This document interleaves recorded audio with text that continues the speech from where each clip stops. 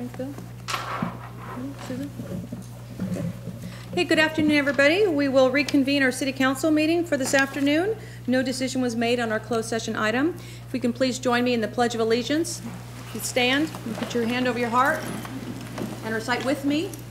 I pledge allegiance to the flag of the United States of America and to the republic for which it stands, one nation, under God, indivisible, with liberty and justice for all.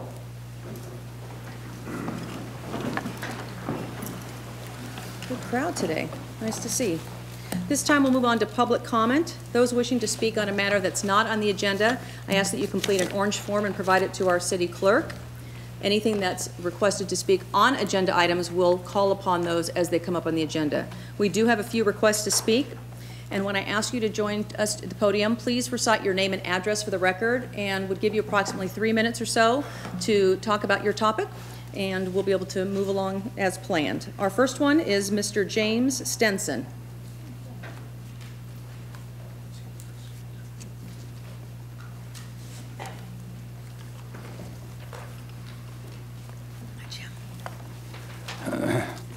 City of Quinta, Mayor Linda Evans, the Council, City Manager, City Clerk, City Attorney, residents, and attendees. My name is James Stenson of 78875 Avenue 47, Apartment 866 in La Quinta, California, 92253. On behalf of the Hadley Villa Senior Apartment residents and those who accompany me, Mr. Wilson Hong and Mr. Phil Barton, we would like to pass on the thanks from our administrative manager, Mrs.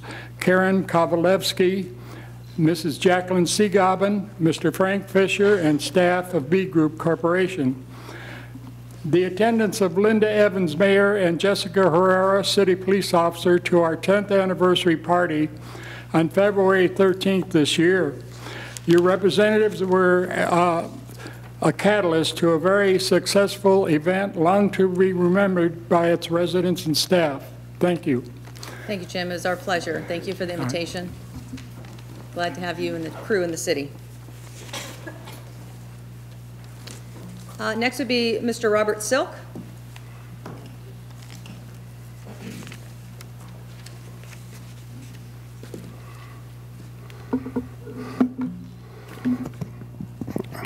Good evening, Honorable Mayor Linda Evans and council members and newly elected council members, Mr. Radai and Mr. Pena. I have a statement to read first regarding the La Quinta Middle School controversy that has arisen recently, and that's the reason that I am here, to direct your attention to the cancer cluster issues that have been raised about La Quinta Middle School. I must remind you that only a few years ago, you originally thought that there was no health problem at Trilogy, which now has been widely proven to be so. Whether this is caused by the electric company, the construction of the school, which took place 3 years after the other two were built, or a cover-up by the school district because of liability concerns, this must be dealt with by an independent source to find out once and for all if this is true. And if so, then let's eliminate it. And if it is not true, then we can all move on. All they have to do is let the school be measured, but as of now, they won't. And all they have to do is let the Cancer Association do a match of students to the cancer registry, and they won't. If there is nothing to hide, then why are they fighting this request? They should be transparent. Seems to all of us that this attitude from Superintendent Rutherford causes questionable behavior and leads us to believe that they are hiding something. The argument can be made for both sides. However, the facts regarding the rate of incidents affecting the population of teachers and students will stand on its own merit. What remains is that there is a threat to our students and faculty on that campus in which we're all charged with the responsibility of providing a safe and healthy environment for learning. Further, some on the faculty have confidentially stated to us that they fear to report their concerns to the district management for fear of reprisal. It is a problem when the staff is afraid to report conditions because of the fear of losing their jobs. This is a matter that should be investigated by the school board and the state of California separately. It is not productive for either of us to continue to point fingers and cite historical reports in an effort to close the case and ignore a threat to human life in our community for our children. I would like to invite your council representative to the school board to sit down for a personal meeting with myself and Ellen Marks, Director of the California Brain Tumor Association, who will follow me at this podium, Dr. Sam Millman, and Lloyd Morgan. I firmly believe we could map out a plan for effective testing, diagnosis, and treatment of the problem. We would certainly encourage oversight and participation from any state of California agency. There is a solution to every problem, and we need to effectively communicate and work together to identify and correct the threat to human life at the La Quinta Middle School. And if our efforts can save but one child's life, then this is all worth it. Thank you. Thank you, Robert.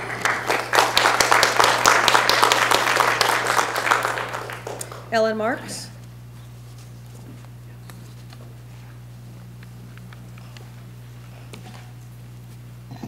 Hi, thank you. Good afternoon. I'm Ellen Marks, and I live in Indian Wells, California. I'm the director of the California Brain Tumor Association, and my expertise is in the health effects of radiofrequency fields and the devastation which families suffer from diseases when families suffer from diseases associated with certain RF exposure. I have testified to the United States Congress on this issue, and I've worked with the Government Accountability Office on their report to Congress concerning the issue of wireless radiation standards. Dr. Sam Milham and Lloyd Morgan, who at their own expense studied this issue at LQMS, are colleagues of mine, and I know that their work is highly respected worldwide by scientists. You will also have to look very far to find two more ethical men. I have a second home here in the desert, and recently I had an issue in my own home with dirty electricity, and Sam came and helped me. He spoke to me at the time about he was very upset that he had heard from students in the last few years who were diagnosed with cancer who attended LQMS. Now, for your information, dirty electricity is high-frequency voltage transients, and they contaminate the standard 60 hertz current in wiring. This creates unhealthy levels of RF, which can penetrate our bodies and has been classified a possible human carcinogen by the World Health Organization. So I found this situation quite disturbing when I talked to Sam about it, and I knew that when past Superintendent Wilson did issue the supposed clean bill of health, that this was not sufficient. I did not realize until recently just how large of a cover-up this was, and unfortunately continues to be. If you have not already seen the recent KESQ investigative report on this, please do watch it soon. Since it aired last week, the list of affected students has grown considerably. I read the eloquent emails from these past students, and I wept. You should be so proud of the caliber of young people that this community has turned out. They are smart, compassionate human beings. Unfortunately, there are some that are already deceased, some have lost limbs, and many are suffering the agony of different types of cancers. Sadly, the heartache could have been avoided, but instead, the school district chose to not take the advice of Dr. Raymond Neutra of the California Public Department of Health in his final letter when he offered to do further examination. I know Dr. Neutra, and he did agree with Dr. Milham and Lloyd Morgan as to the measurements and to the dirty electricity problem. Currently, we have about 45 to 50 known students and teachers who have been affected, and these are just the ones who have come forward. The ramifications of this situation are overwhelming.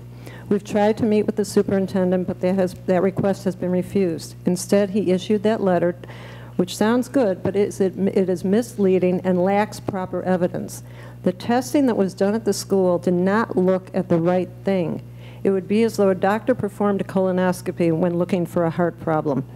He claims there is no problem and that students with a cancer diagnosis reported it to have never reported this to the district. This is not true. Several of those who did contact me over the past week did notify the district, or their parents did. In the so-called investigation, the school district hired firms whose usual clients are the electrical industry. They knew or should have known that these firms would support their theory of a clean bill of health. They treated Dr. Milham, a world-renowned award-winning epidemiologist and MD, horribly, and they attacked the teachers who reported their concerns.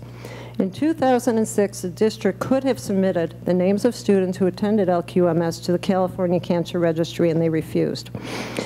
Current teachers and students are at risk, and we cannot allow this to continue. We would like a meeting with you to arrange for an analysis by experts in dirty electricity who have not consulted or worked for the electrical industry.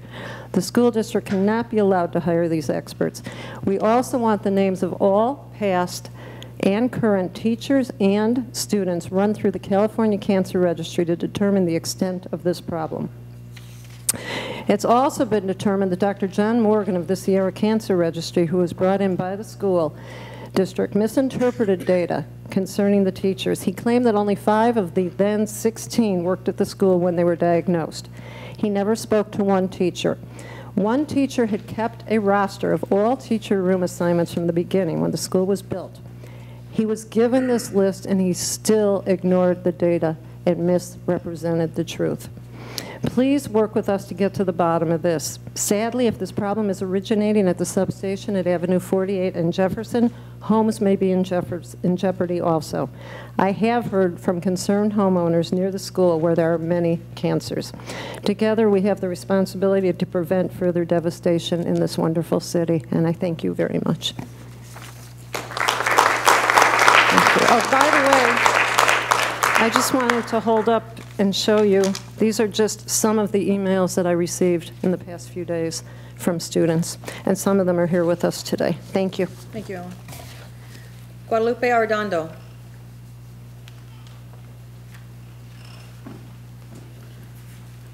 Name and address for the record, too, please. Thank you. Good afternoon, City Council members. My name is Guadalupe Arredondo. I have a daughter whose name is Jacqueline Gomez. She is here with her daughter. My daughter attended La Quinta Middle School, very fine school. I was very proud to have my daughter go there. When my daughter graduated from high school, and a little before that, she started having problems and issues, health issues. So I took her to to doctors, several doctors. Then we were sent on to a specialist, and they found that she had a tumor in her adrenal gland. My daughter got scared because she was told it was a very dangerous tumor where it was located. So we kind of let the ball stop there, but I contacted the school. At that time, it was Superintendent Wilson, and I informed her of our situation because I had heard in the news about maybe there was some problem there at La Quinta Middle School. And they said they were going to take our names and her name, and that, but that they were sending some chemical specialists from the state, and that nothing really had been found. There was nothing there to be concerned with. But they were going to take her name, and which they did. And they took our information, and that was that. In the meanwhile, my daughter kept on suffering from many things. She has, her whole life has been changed.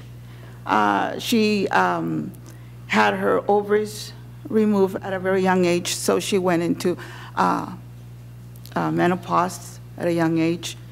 She was, just last year, lost her pancreas, and they removed her adrenal, and she still continues to go on for testing. And I think it's a shame that our school, being such a fine school, is not willing to listen to the concerns of the community so that they can find a way to hopefully protect the other families and children, because it is a very, very hard time when you see your child laying down at a young age, incapable of doing anything. And you know, not being able to continue on having a family due to all of this cancer that occurred in her body. So I ask you here tonight that if it's all possible for you to support the individuals that are trying to find some type of answers to what's going on in this school, to please do so, because it is a fine community and we have some fine people here coming out of our schools. But, you know, what's the sense if sooner or later they're going to die? Thank you. Thank you, Marlene Ortiz.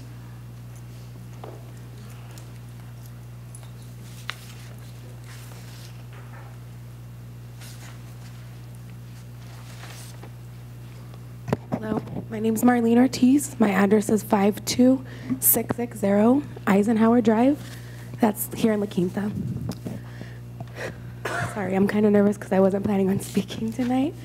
But I'm going to speak on, I went to La Quinta Middle School from 2001 to 2003. I personally haven't gotten cancer and I don't have issues with it. But I want to speak on behalf of my best friend. I have two of them. One of them is still living. Her name's Rachel Soria. She went to La Quinta Middle School the same time as I did. And around that time, I remember them saying something about the water. The school told us that the water was contaminated or there was something wrong with the water, not to drink it. And so the water sources were all turned off for a while, a short period of time. And then it kind of just faded away. They said everything was fine and they turned the water back on. I was young, so I never really thought anything about it. I didn't look into it or anything. And then in 2010, Rachel Soria was diagnosed with leukemia. And no one in her family has leukemia or cancer, anything of that sort. So her family contacted the school district as well and told them her story and told them their concerns about all that, the cancer cluster stuff that we heard going on, and they kind of just brushed her off like it was no big deal. They investigated it. The school's fine. And at that time, we also heard of teachers that were getting cancer. Ms. Cohen is one of them that was here. Various teachers. My favorite teacher, Mr. Sarver, he passed away suddenly and of a very aggressive form of cancer. That's where actually me, Rachel, and Jesse, my other best friend, spent most of our time, was in his classroom. And his classroom is one of the classrooms that was affected by this dirty electricity. And the last person I want to talk on behalf, he's not here with us anymore, but it was my best friend. His name is Jesus Perez. He passed away September 5th of 2012. He started off with a small little bump on his heel of his foot. And that was like in November of 2011. We told him it was like a cyst. We didn't really think anything of it. I was really close to him and his family. And then in February is when he was diagnosed with cancer, and it was actually already at stage 4, and it was clear cell sarcoma. So he didn't live very much longer. He passed away in September. His family also, they contacted me and asked me about the whole cancer cluster thing. And even then, honestly, I didn't really believe it. Like, I didn't want to believe it. Like, how could a school, like, how could this happen? How could they let something like this happen? I was more angry than anything. I just brushed it off my shoulders. But now that it's coming out again and I hear of all these other stories of people, students and teachers alike, who have been affected, it really makes me angry because, like she was saying, that's a really good school. I love that school. But even if there's the slightest possibility that there's something wrong, why not ease the minds of all the community members and do something about it? Put more investigation into it, make for sure that there isn't anything wrong and the school is healthy and it's okay for students and teachers to continue going there. So I hope that you guys will help us. I really do. Thank you. Thank you, Marlene.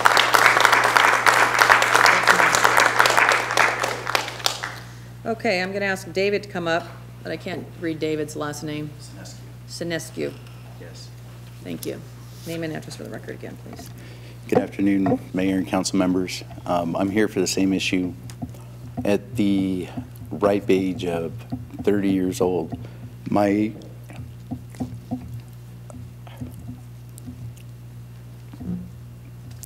wife was diagnosed with stage 3 breast cancer. Fortunately, she survived. We invoked a team of highly skilled professionals, and she made it through treatment, survived, and today she is cancer-free. We are here as a community looking for your support because there is a problem at La Quinta Middle School. Dr. Sam Milham has been in the school. He's done tests, and he's issued a report, and that's been published in the American Journal of Industrial Medicine, to which is available to everybody. The school in the district continued to deny that there is an issue, and they cite irrelevant reports, incomplete reports, and coerced reports as evidence that the school has a clean bill of health. It's not acceptable for them, and they need to take responsibility. All that we're asking for as a community and taxpayers is that they investigate the problem, diagnose it, treat it, and resolve the issue. I don't think it's too much to ask. We're asking for a list of names, and we're asking for an investigation. We're not asking them to pay money. We're not asking them to do anything that's unreasonable at this point. The school is within your city boundaries. Your elected officials to support, your elected officials to represent us, and we would respectfully request that you guys get involved and liaison between our group and the district. Thank you. Thank you, David. We got one more. One more go. Okay, and our last form is Rachel Roysam. Hi, Mayor and City Councilman. My name is Rachel Roysam, and I grew up here in La Quinta, California, starting with elementary school and middle school and then high school. I was at La Quinta Middle School 97, 98, 99. And in 2005, I was diagnosed with thyroid cancer. I had a large cyst growing out of my neck, and when it was checked on and operated on, my neck was full of cancer at the age of 22. It was my 22nd birthday. I do not have a family history of cancer or thyroid issues. And I am just here to represent another story, and in the hopes of those of you that have children and loved ones that are also attending schools to look into this, please. And let's find out what's going on. I don't think it's a matter of sides. I think we're all on the same side here. So if we could get someone independently involved so that we could trust that opinion, I think that would be fair treatment to humans as we know it today. And thank you for your time, and thank you for your cooperation. Thank you, Rachel. Okay, I don't have any other requests to speak unless there's anybody else that would want to come up to the podium while we're on this subject matter. Yes, sir. Hello, I'm Roger LaCroix. I live at 53710 Carranza, Avenida Carranza in La Quinta. My son went to La Quinta Middle School. 2 years prior to that, I coached him on the fields in La Quinta Middle School. At the end of his tenure, after 5 years of being on those fields, he was diagnosed with synovial sarcoma in his leg. As a result, he had to have his leg amputated at 13 years old. Now, I don't know what caused it. I'm not a doctor, politician, any of that. But if there's a slight chance that we could save some other family or some kid or some father from dragging his kid in to get his leg cut off at 13 years old, I would suggest you all do anything that you can to do that. Thank you. Thank you.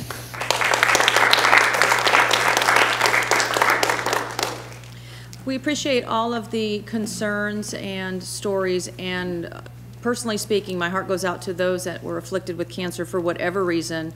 I, as the rest of us, have family members that either we've lost to cancer or have fought the battle for now.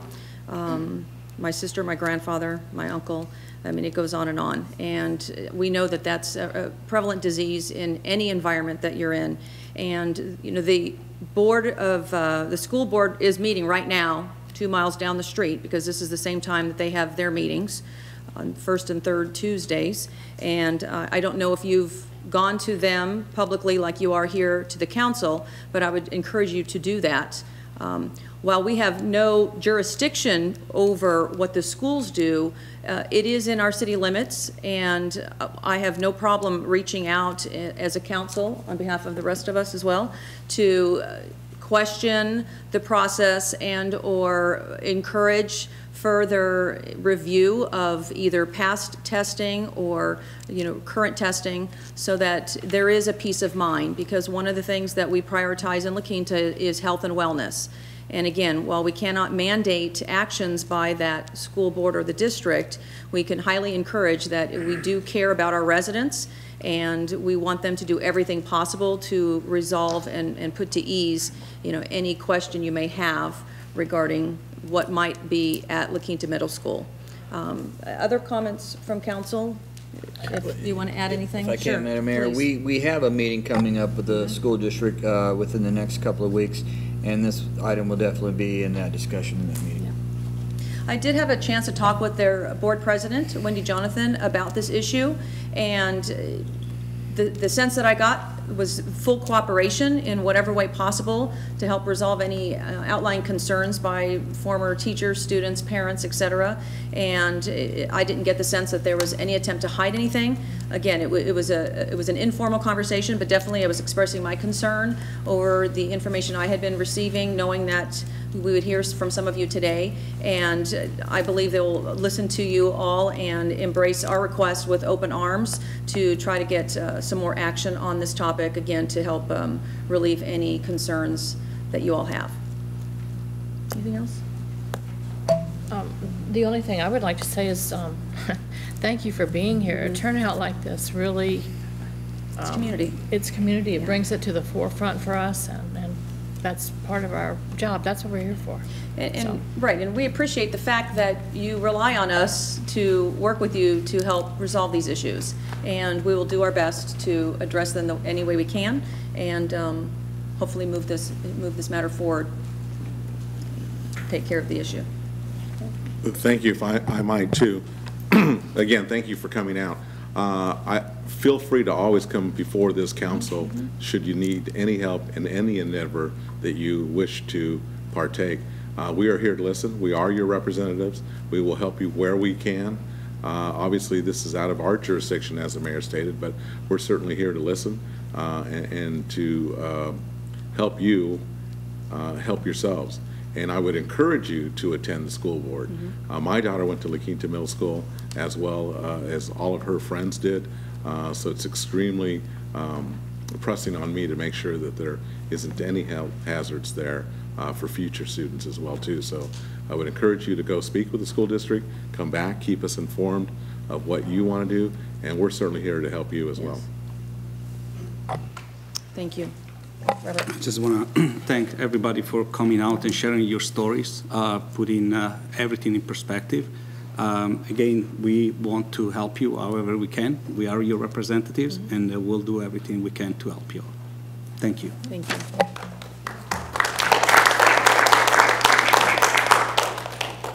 Now we're going to embark upon all of our other city business. You're welcome to stay or you're welcome to leave. You won't offend us either way. We understand you've got busy schedules as well. Thank you again for being here. Thank you. With that, we'll move on to confirmation of agenda. Any changes of staff, of council members? Okay. Announcements, presentations, and written communications. We do have update. Let's bring up County Operations Update by Supervisor John Benoit. Thank you, Madam Mayor, members of the council.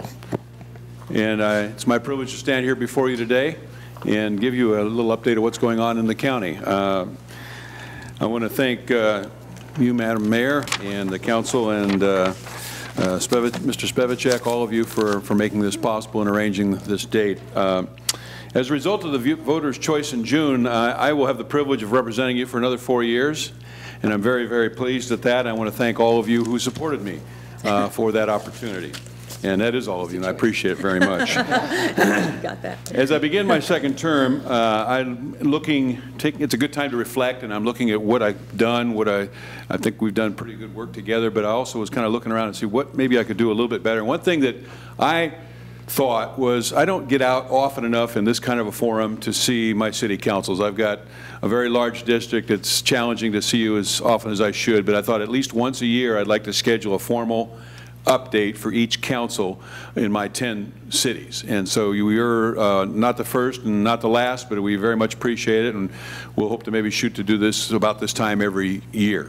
And that's just part of what I wanted to try and do to improve my operation, which I really think is a pretty good operation, but I saw that as a need. So I'd like to spend a few minutes on talking about what county government does, share the state of the county. I have some specific concerns that I'd like to address that have been brought to my attention, or I have in the city of La Quinta, a beautiful and outstanding operation, and I love the place, but we do have some interesting business we need to attend to together. And I would like to leave time for some questions, so that's kind of my plan.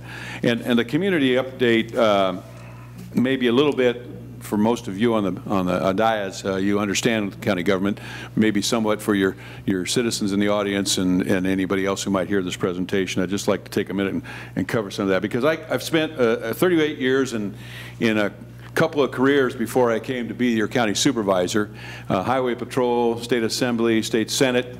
I wasn't prepared by all of that for the depth and breadth of the job of a county supervisor and what the county does. It's just very, very difficult unless you've sat in my seat to understand the complexities and size of that operation. It's an amazing piece of government. It's probably the piece of government. Cities have direct contact, as we just heard, with your citizens, but boy, if there's any one level of government that on a daily basis interacts, it's our county employees. And that's because there are many of them in many departments. We've got 19,000 county of Riverside employees in over 50 departments. We manage over $5 billion a year. Much of that is passed through from the federal and state governments in many, many programs that most people, when they address those programs, may know they're a federal program, but it's a county employee that they go to receive their benefit, to get assistance. In some cases, assistance they'd rather not have, like the district attorney or the sheriff's department. But it's also health services. It's also food. It's basic housing needs.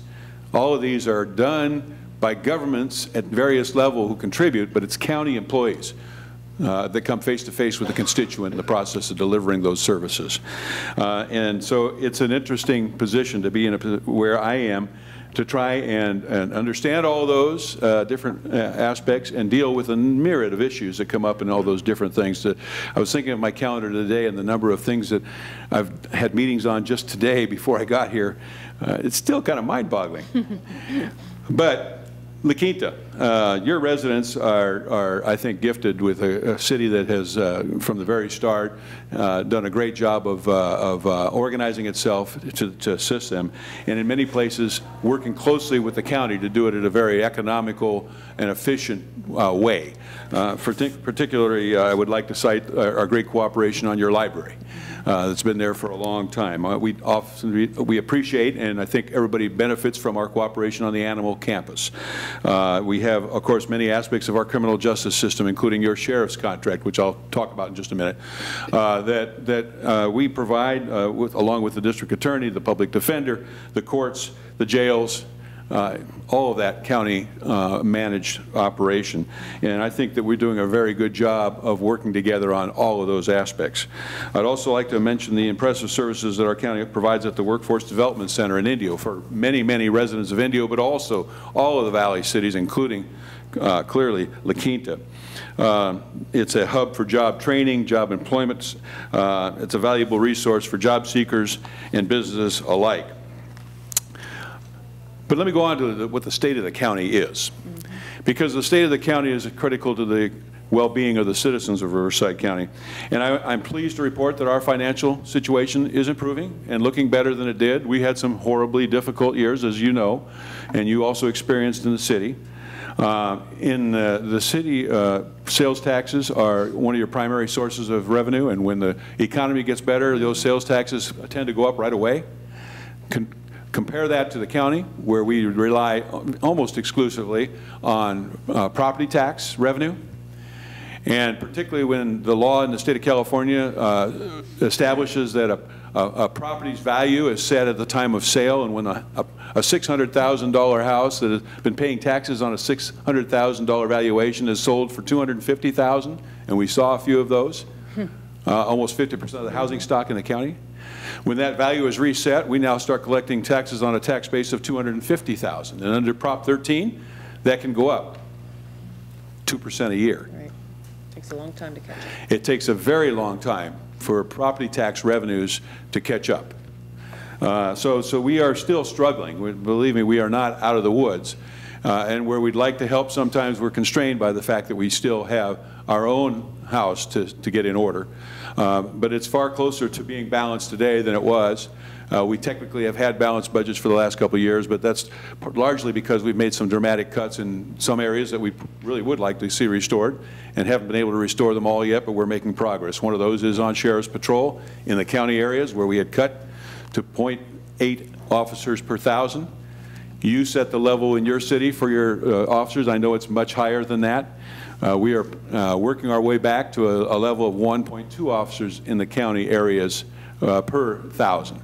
But it's a big bite, and for us to try and do that requires that we spend some of that revenue that is coming back slowly, and it's a challenge. On the topic of the sheriff's contract, since I'm talking about sheriff's services, I know that recently you were notified of an increase in your sheriff's contract. That happens every year about this time. I anticipate the call I get every year. Why do we have this? For the details of that, I would ask you to check with your sheriff's commander and check with the sheriff, and he will provide you with a breakdown if you haven't already done that. I suspect you might have. The one thing I would say that I think is important to understand, it's not one of the better parts of my job. I noticed that you had several closed session items on challenges to your city, lawsuits, and this sort of thing. You know what I'm talking about when I tell you that we have those too. Last week, I believe it was, sat in on a discussion that ended up in a multi-million-dollar payout to a person's family who was shot by a sheriff's deputy. I would tell you that we are unfortunately having that kind of discussion far too often. I didn't know that as a supervisor I would hear those at every Tuesday's closed session. 1, 2, 3, 5 lawsuits. And I asked a lot of questions about that at first, and I was assured, and it's true, that about 85 or 90% of the people who bring a complaint to the county, it results in a zero payout. But the ones that do end up being paid out are about half the time the sheriff's department. So that $2-3 million payout, I can't get into more details than that, and it wasn't in this city that we did last week. We do that once a month. You have a nice contract. You don't have to deal with that. We do. It's part of what you get. Yes, the price is going up a little bit, but I believe it's still a terrific advantage to the city. And of course, I'm pleased to represent an area where most of the cities have seen that advantage for many, many years. And be happy to help facilitate any discussions you need or haven't been able to have with the Sheriff's Department. I suspect that they're here answering your questions, but if that's not the case, please let me know. The Sheriff's Department is unique in the county of Riverside in that there are so many of the cities that are contract. I don't know if anything in the state that comes close to a percentage basis of the number of cities in Riverside County that are under contract. I think the Sheriff's Department, under the preceding sheriffs going back 4 sheriffs, have done a good job of making that a good option for your communities. And I'm sorry that, yeah, prices go up. We had to negotiate a difficult change with our deputies that required them, like maybe your employees, to start paying their fair share of their retirement. We had to give something back in exchange for that. Some of that's coming home to roost this year in the rates. In the long term, there will be savings, but there's a short-term payout to make that happen too, and you're seeing some of that. Okay, let's talk about some other Quinta-specific items. In particular, well, congratulations on the reopening of your senior center. I understand you spent $3.6 million in this beautiful Wellness center. Wellness center. Yes. Wellness center. I've toured that facility. Yes. And it is a wellness center. And when I was there were a lot of your residents taking full advantage of it. Yes. And it was beautiful then. I can't imagine how much nicer it must be today. But I'll get over there and take a look at it. And congratulations on that. I'd like to mention a few other projects and issues that were going on. One that I know that Councilman Ratty asked me the other day about, and I want to spend a couple minutes on it. It's not specific to La Quinta, it's specific to the East Valley, and that has to do with the economic development and the idea of creating some form of an economic development officer that would service multiple cities in the East Valley. As you know, we used to have an enterprise zone. Well, I won't say more about that, except it's gone. Mm-hmm. And the Enterprise Zone Board, looking at the going away of that process, thought that there was a possibility we can continue on with some form of East Valley focused enterprise officer, economic development officer. A number of meetings have been held. Some of you have been at some of those meetings. My sense of a couple months ago is that the idea of hiring a full-time person to do that job was probably beyond the reach of the appetite of the people at the table. So about 60 days ago, just before Christmas, I came forward with another idea after talking to our economic development unit, which is a very large part of county government. And basically it's that we, the county, would step up and provide that economic development officer. That county employee, who is part of our economic development team, would be reassigned to work in the area of economic development, but to work for a group of cities and the county specifically focused on the East Valley. That the availability of the old office, the availability of the potential synergy with the CVEP employee working there was too much to pass on. Let's see if we can't put somebody to work there and make that a viable office, so that when an entity comes to town and is interested in what opportunities there are in La Quinta or anywhere else in the Eastern Valley, there's someone we can point them to and say, here's a person who will be happy to show you what's available, and if I can work this right, have enough dollars in his budget to take him to dinner, to maybe show him around, maybe buy him a hotel room, maybe in the right places you pay for an airplane flight. These are all things that we used to do in economic development that aren't happening nearly as often as they should happen, and we don't really have someone to point to who has that focus in the East Valley today. So that proposal is before all of the boards on the East Valley. All that we're asking is that there be a small contribution from each of the cities who would like to have that service to the account that would be managed. We believe by the City of Indio would be the best place to do it, where they are offering this office space as part of their commitment, and that person would then have the ability, under the guidance of a board, you would have a seat on that board, obviously, along with the others, to set some rules and regulations. And I think Mr. Ratty's point to me the other day is a very good one, and also set some expectations and job performance criteria by which in a year or two we can decide whether this is working and worth continuing. So I'd ask you very candidly, please seriously consider joining that effort. Let's give it a year or two. The cost is very minimal to the city of La Quinta, and the county's ready to step up and offer that position. If you like, I'll take questions at the end, but if you have questions, I'm happy to do that. Just a couple other quick updates. You probably saw that the Jefferson Street contract is out. The bids came in nearly $13 million below the engineer's estimates. That's good news. Yeah. Particularly then that Mr. Kirk tells me that most of that savings will accrue back to the locals as the way things work in financing large construction projects of this nature. So we're pleased at that. We expect that we will see construction there beginning next month. We will have a groundbreaking on March the 20th at 10 a.m. I'm sure that several of you may want to attend that, and I would love to see you there. It's a great step forward. It's a great entryway. The pictures, if you haven't seen them, of the design include some aesthetic attention, which has sometimes been lacking in some of our interchanges, but this being the entrance to the eastern Coachella Valley and to some degree your entrance too, it's going to be an important one, and we want to make a very attractive entrance for our valley. Let me give you a quick update. I know most of you have been following, and several of you were there at the opening of our new law building in Indio just last week. $375 million of investment that we've been able to move from the plant on the freeway to East Coachella Valley.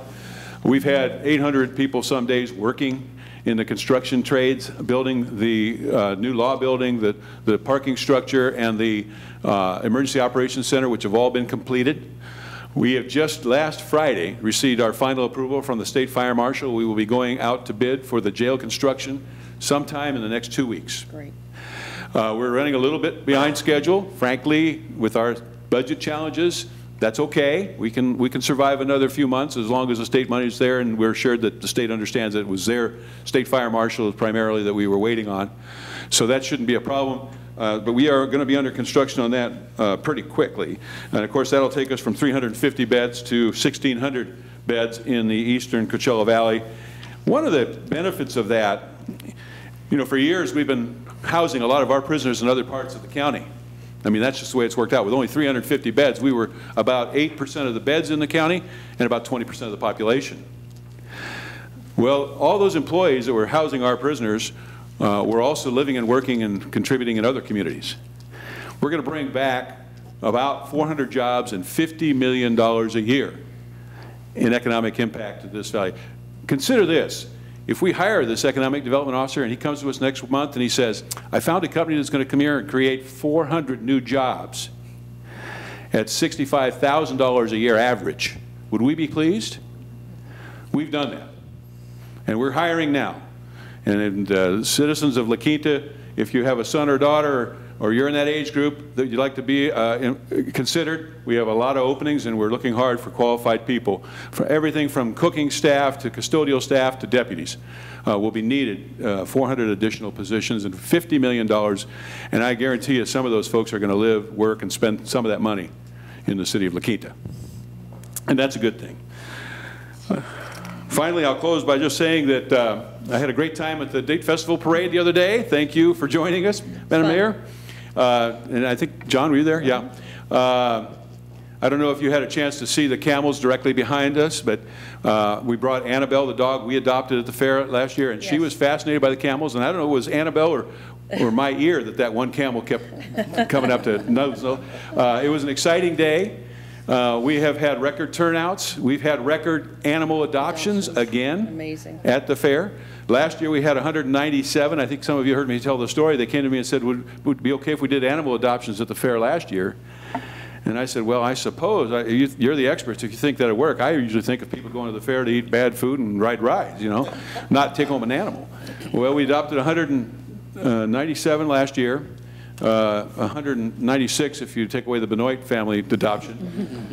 Brought Cheryl and Sarah out there, a mistake. At any rate, no, we have a beautiful little dog and it rode in the parade with us. That's going well. We've had, was it 90, I believe, adoptions in the first 4 days of the fair this year? 98, I think. Yes, okay. Yep. You're keeping track. Thank you very much. They've got a great board out there. So it's, when you're looking at the animals, they have a board that says by daily totals. And, and believe it or not, of course, that completely overwhelms the animals we have available here. We're bringing them from Blythe. We're bringing them from Temecula. We're bringing them from Riverside. And so it's a very successful program. Last weekend, we had Brett Eldridge and Ramon Ayala. Terrific crowds. I was there yesterday afternoon. I couldn't believe the crowd that was there, and there was no major concert that night. We've got Andy Grammer and the Commodores are going to be here Saturday. I will be representing you in Washington, D.C., so I'm going to miss the Commodores. But it's a terrific opportunity. My grandchild and her friend and my son, and they all came. And what a great way for $30 entry fee for a family of 4, something close to that. And then the ride prices are fairly reasonable. And I think for 20-something, you get a pass for, or 28 for all day for the rides. Compare that to Disneyland. Oh my gosh. We're making it as reasonable as possible, and we've made it safe and clean, and I just encourage everybody to come on out to the fair and have a great entertainment opportunity. I'll close by just saying my office is committed to supporting you and your efforts and making ourselves available. I think most of you may know Lilia, our most recent addition. And I'm told that she has some connections to the city of La Quinta. She lives in La Quinta. We're glad to have her as a resident. We're glad to have her in our office, and she's done a great job. And it's my pleasure to represent you on the 42 boards now, I think it is, and the other cities. When I'm not available, which is unfortunately more often than I'd like, we've got some great people for you to work with, and we anxiously will wait your call. And again, our reason for being here today is just to make sure those doors of communications, those windows of opportunity to communicate with us are open. And with that, I'll stop and take any questions you might have. Questions for John before I have a couple closing comments, but no. I'd just like to say thank you for coming out. It's always great to hear from the supervisor. I know you're extremely busy. Thank you for your time coming out here. We look forward to working with you as well as we have in the past, and thank you for you and your staff as well. Your staff are tremendous. Yeah. Thank you. Thank you. Yeah, John, you guys, you're doing a great job. I really appreciate it, and I was more than happy to support you and your endeavor, and I'm just really glad you're where you're at, and you're doing a fantastic job. I want to commend you on the facilities in Indio. Beautiful facilities. I mean, just gorgeous. You guys Aren't they really? A phenomenal job. First LEED certified platinum building in the county's inventory. 40% of the power for the whole building comes off the carports. great. And under budget and ahead of time. Under budget, ahead of time. Yep. Fantastic. Yeah. No, we and did I hope great. you look at La Quinta maybe in the future for any future facilities. We'd love to have you here in La Quinta as well. Okay. We will certainly keep that in mind. And the Economic Development Group, I think that's a great idea. And looking forward to more discussions that we're going to be having up here about that group, and looking forward to being part of that. And my wife and I did go to the fair on Sunday. Great event. I mean, just packed. So great crowd. So it's really good to see. I ate way too much, but we all do when we go out there. Oh, we do. One little insight on the fair that I'll share, and I talk to the vendors every year, and I get the same every year because I check with them. Think of this: you have a fair booth of whatever kind. You saw them all out there. You have to pack that thing up and put it away in about October because there's nobody left having a fair in the country. Right. Yeah. Now, where's the first place you're going to get a chance to open that up and offer your new products and get started for the new season? It's here. Here. Mm-hmm. I guarantee it's not Boston this week. No, we start the circuit of fairs. We do start the circuit of fairs, and as a result, we get a tremendous turnout. We're able to pick and choose the best. Mm-hmm. So it's part of why we're able to prevent such a great event for the families. Well, they did a great job out there. Thank you. Thank you again for coming today. You bet. Really appreciate it, John. Christine? Yes. Actually, you know how much I support you and what a great job you do, and I can't even believe your schedule. You're here, there, everywhere. But I do have a couple questions for you. When you talk about East Valley, because we have to consider what, if we're going to get on board with that, what cities do you actually define it for me? Well, I would like to include Palm Desert in that equation, and I'm hoping to have them cooperate. I'm not sure that that's the stretch that we'll be able to get there. Okay. But it's certainly La Quinta, Indio, right. Coachella, the county, and Indian Wells may very well join. We've all had our interaction with CVAG, or with, not CVAG. CVAP. Yeah. I always get those wrong. And for, better or worse, when it moved to Palm Springs, there were a lot of concerns about how much attention it would play to the East Valley. And I think my worst concerns were kind of played out. Mm-hmm. And in addition to that, I think they moved away from the mission I described that I think we ought to be doing, at least a portion of the enterprise for economic development, into some other, the excitement of the opportunity centers, and we ought to try and get one of those on this end of the valley too. Entrepreneurial building is great, and scholarships and so forth. But they kind of left the whole valley without a program for who's going to wine and dine that potential 400 job creator. And frankly, the biggest opportunities for those kinds of things are in this end of the valley. And if it ends up in the south end of La Quinta or Coachella Business Park or Indio, it doesn't matter. We all benefit by the jobs for our citizens. So I think it's a very small investment for your city. The county's willing to spend the time and money to put a person on there full time. I'd urge you to fairly consider that. Okay, and then my other question, and I guess you know this, I'm kind of a detail person and very visual. So how would your county person interact with the person that CVAP now has? Well, we have the old CVAP's office there, the Enterprise Zone office, and we rented one room of that office to a recently committed East Valley component from CVAP. We intend to put in there someone who is familiar with this operation who would occupy the office next door. and hopefully, if nothing else, that proximity, but I think there's a lot more to it than that, will bring them a little closer together and try to eliminate this idea that we're trying to compete with CVEP. We want to support CVEP. Right, okay. CVEP will continue, I think, to be focused on creation of these types of entrepreneurial centers and the scholarship programs they've developed. But maybe we can drag them into a little more of what we're talking about. We would have that component for the East Valley, not as much as we'd all like to see, but one county employee supported by all of you who would contribute to his ability to do the right thing when somebody calls and says, I'm interested. Right. Well, your track record is good. Thank for you. That. Yeah. So, all right. That's something we'll certainly give a lot of consideration to. Thank I just you. wondered how it's going to work. Let's out. give it a couple Sounds years and see. Thank you. You bet.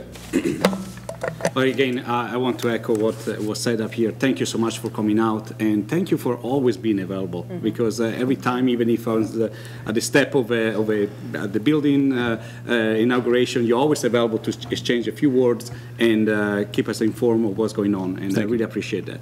I thank you again for exchanging a few words about what this entire effort can look like, and I'm looking forward to working out some of the parameters and metrics so that we can measure success and we can establish the longevity of this effort. And I've passed those comments along, and I appreciate them. Thank you. And if we can hire back Tom Freeman for that position, full-time position. No, but I'm sorry. I mean, there you go.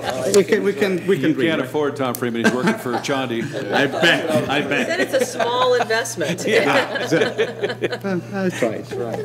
Thank you. John, as they have said, we appreciate you visiting us and always being available, even getting calls while you're out of the country at times. Right. That we've had those phone calls. I do have a question on the jail. I know that desperately needed. I was a supporter of the Whitewater jail. Knowing that you're going from 350 to 1,600, are they going to construct it in phases where they'll have access to increased beds in, until the whole 1,600 is done? Or is it going to be such a way that you could utilize some of that while they're still continuing to add on? We will utilize the existing jail for the majority of the construction period. Okay. There will come a time, I understand, when that will not be possible, but it'll be towards the end and when the main jail facility, which will be built to the east of the existing jail facility, will just require that we transfer those prisoners elsewhere and live with that situation for a short period of time. And then we will bring them all back, 1,600. One of the key factors in where that jail is that many of those people need to be in court across the street. So it's a cost to us to have them housed elsewhere daily. And in fact, they have need to have more than the 350 here so that they can make their jail. We're moving people all the time. I know. Just to meet the demands of the court, which, by the way, is connected by underground tunnel. It's why we had to build where we are. But we are going to build all 1,600 beds. We will be maxed out at that point in East Valley, or in the Eastern Detention Facility. We are talking about where the next expansion would occur.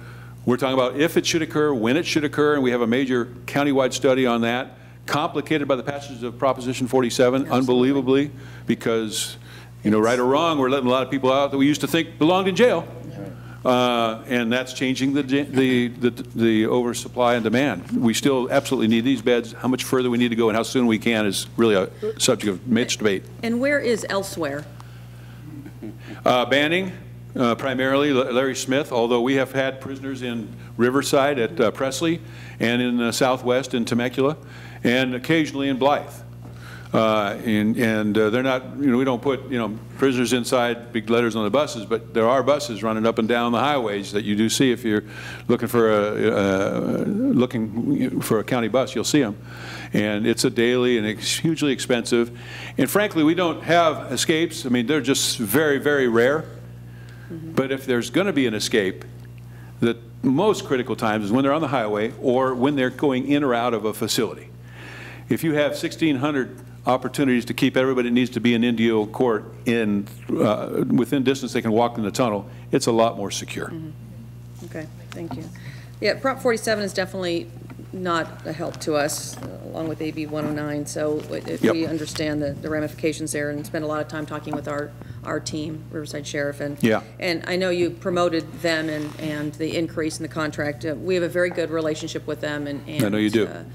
We appreciate that and worked hard with that. So, but we appreciate you being available if we want somebody else to non.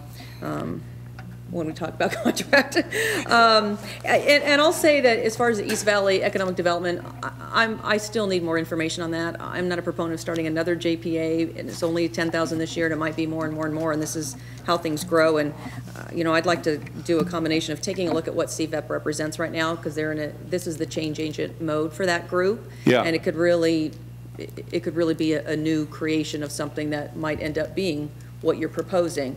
I just think there's still a lot of groups trying to do the same thing, and without the metrics and incentives to really show results, it's a tough investment to make, to not say, let's just do it ourselves within our own walls. But I'm open to it. I want to partner. I'm a regional person overall, but we've got to prioritize La Quinta. And this county employee is not going to be a new employee. He's working for EDA today. We have a number of them working in Indio at our center. I just think it would be very helpful if he was out of that building and working for you and the other partners in this effort, and that the price tag is incredibly cheap for that kind of a service. Maybe at some point in your next visit we can talk about sphere of influence and revenue sources for looking sharing with the county? Yes, absolutely. Okay. Again, thank you very much for being here and pleasure. Sharing the good news with the county, and you're always welcome in our Gem of the Desert. We'll make it an annual event. Thank you. You bet. Thank Bye-bye. you. Thank you very much. You had to sit in the very back. Couldn't you sit closer to us? Okay, one more presentation by the Chamber of Commerce, La Quinta Chamber of Commerce, Dave Archer.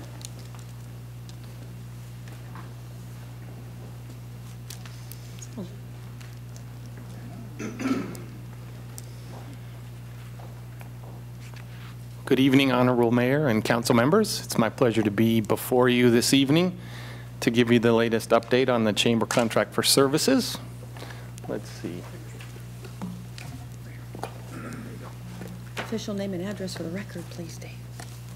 David Archer, 79869 Derrick Allen Way, La Quinta, California. Do you need the zip code? 92253. Let's see here. Regarding new business communications, we've contacted 12 in this reporting period, 26 on a year-to-date basis. As you recall, we are contracted to reach out to all the new business licenses that are restaurants or retail, and so the Chamber continues to do that. Some samples of that are the Hobby Lobby, LQ Vapors, Roosters, and Lost on 111 Grill. So we're reaching out to them, asking them how their businesses are doing, how their experience was at City Hall, items of improvement, suggestions, et cetera, et cetera, et cetera. And so some of the things we're getting back, the comments are, one was our company was glad to be in and a part of the community. You might be able to guess who that is. Signage is an issue in the village, and they requested some information on the village sign program, so we're providing that to them. One business was so busy that they didn't have a chance to meet with us. They said they maybe meet with us a little later in the year. So that was a good problem to have. And so the Chamber's reaching out to them, providing them with contact information to the folks at City Hall that may be able to help them with some of their issues and concerns or comments. We're also reaching out to them where we can to provide them marketing potential and actions that we can take, like the village sign program. From an existing business perspective, we've reached out to 23 of the existing businesses, 61 on a year-to-date basis. Some of those businesses include Bucatini, Las Casuelas, Wells Fargo, and Office Depot, to name a few. Again, we continue to ask them how their businesses are doing. This is one of their prime times of the year, and so they're all very busy. Office Depot is in the process of merging with Office Max, and so they've got a lot of things going on their plate, but they want to continue to provide the good service that they normally provide. One of the comments we received back, the city has been easy to work with. I know oftentimes you guys only hear the negatives, how the sign program isn't working, or there's not enough signage on 111, but there are some positive comments out there. Some of the actions that we're taking, or one of the other unique ones it's not on the slide. No, it is. We're partnering with other local businesses to cross-promote. And so we're looking for additional ways to match up members from the chamber or other businesses in the community to do the same thing. So they're cross-marketing each other, which is kind of a unique idea. The actions we take, well, again, we reach out to give them the city staff information, help them where we can, offer support, marketing, etc. That's a snapshot of what the businesses look like. There's 336 as reported on Play in La Quinta. About 67% of those are retail and 27% are restaurants, and then you can see how the others are broken down there.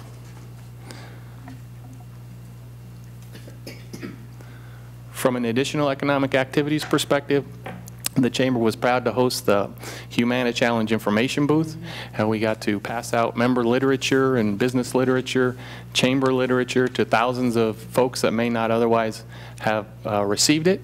We directed people to where Phil Mickelson was teeing off and where the restrooms were and all the food. The food trucks, if you didn't have a chance to have the food trucks, those are pretty good. But we invited our members to come down and join us and distribute their information. We had realtors there, cosmetic people, all types of businesses. So that was always a great event for the businesses. We recently did our 9th annual Hot Rod and Custom Car Show in the community park in La Quinta. We had over 170 cars, including some new cars that were out there. This was the first year that we filled up the entire park, both the ball field and the regular area where we normally have the car show. We had a lot of great feedback from the vendors. They did a marvelous job out there, and they actually made some money. There weren't too many vendors to where profits were thin, and so we were very excited about how the car show turned out. And we're on the heels of the Taste of La Quinta. That's coming up on March 14th in Old Town La Quinta. Right now we've got about 16 restaurants committed to us. We've got banners and billboards going up. We're co-oping with the city in the pairing sheets at the tennis tournament on Friday and Saturday of that week. We've got an ad in the Desert Entertainer. We've got radio going. We've got thousands of rack cards being distributed and posters, etc. So we're very excited about it. We have a goal of 1,000 participants at this year's event based on our marketing and the good weather that we're going to have. Got to think positive on that one. So we're very excited about that. A lot of good things happening there. And then from other activities that we're working on, we're talking about reviving the Village Street Fair. If you recall back, it was down on Avenida, do you remember? Estado, Calle Estado, yeah. And so we're looking at how we can expand that to the entire village area and bring that back, because there's, a lot of the businesses really appreciated us being down there. And I believe, if I'm not mistaken, that couple of streets were lighted with electric on the poles for that event. So we're excited about doing that. And then we're also working with Golden Voice on having a potential shuttle stop in the village area, providing them with a wristband and maybe some food discounts or drink discounts at some of the local establishments. So we're excited about that as well.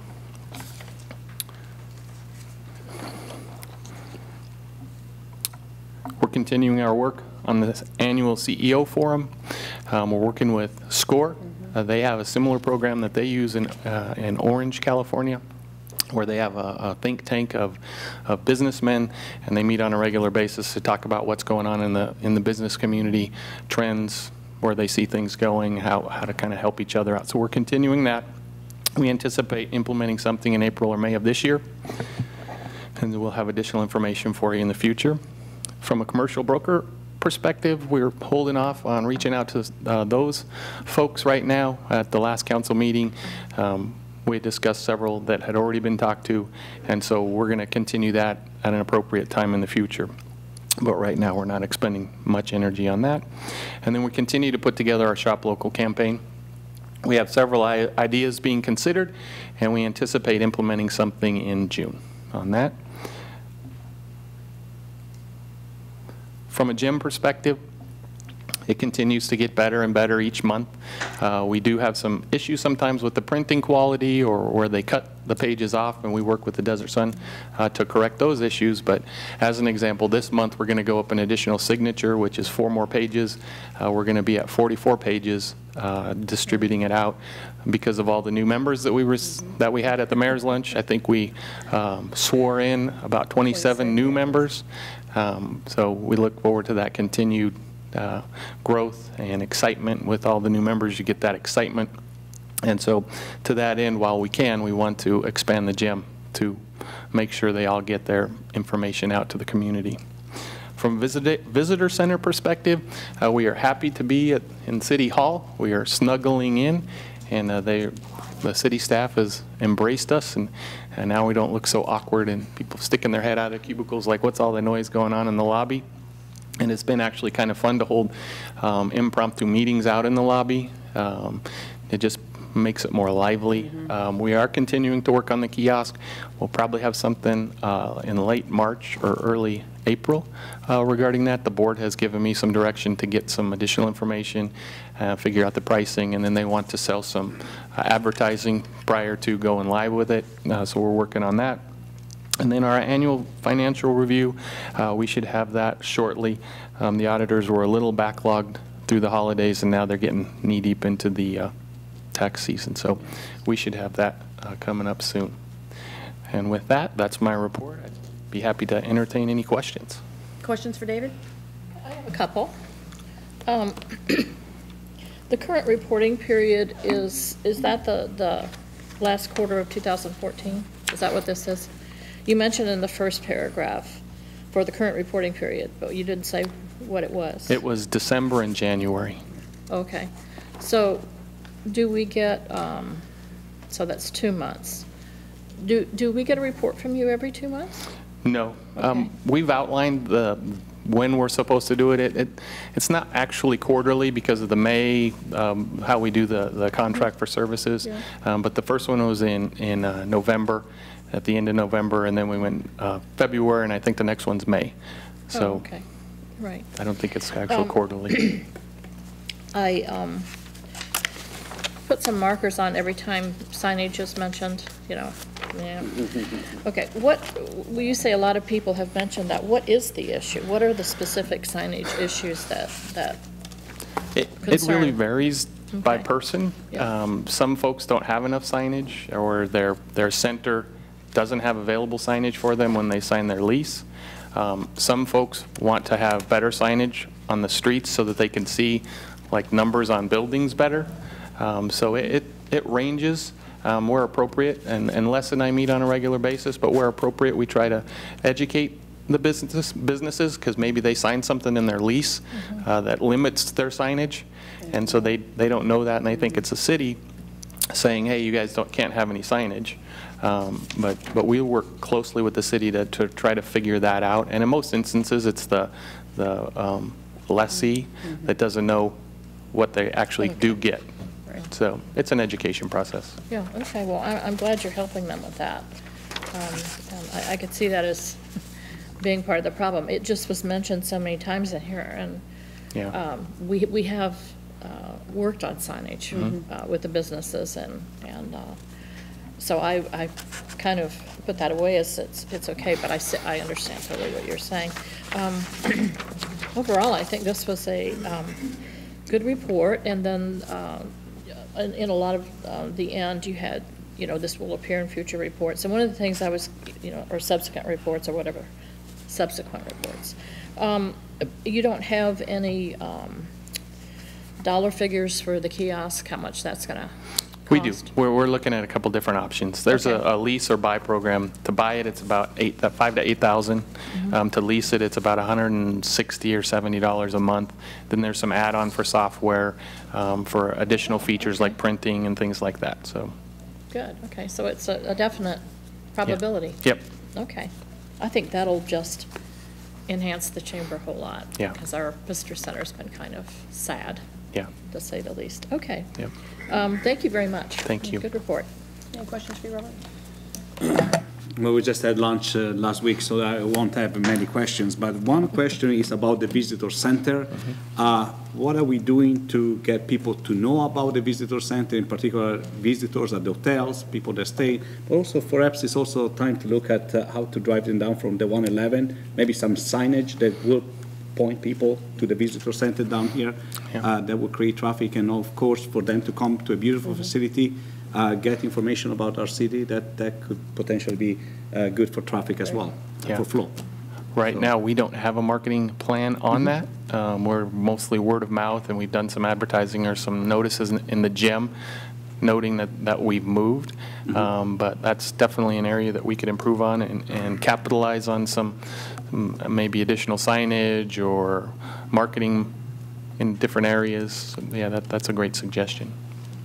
And we'll meet for our exchange on March 3rd. So that's also a way for you to provide us those updates in between at our council chamber exchange. Yep. Looking forward to that. Okay. Lee? Great report, David. I think you guys did a great job here, and I look forward to future reports. No, thank you. Thank you. A couple of questions, David.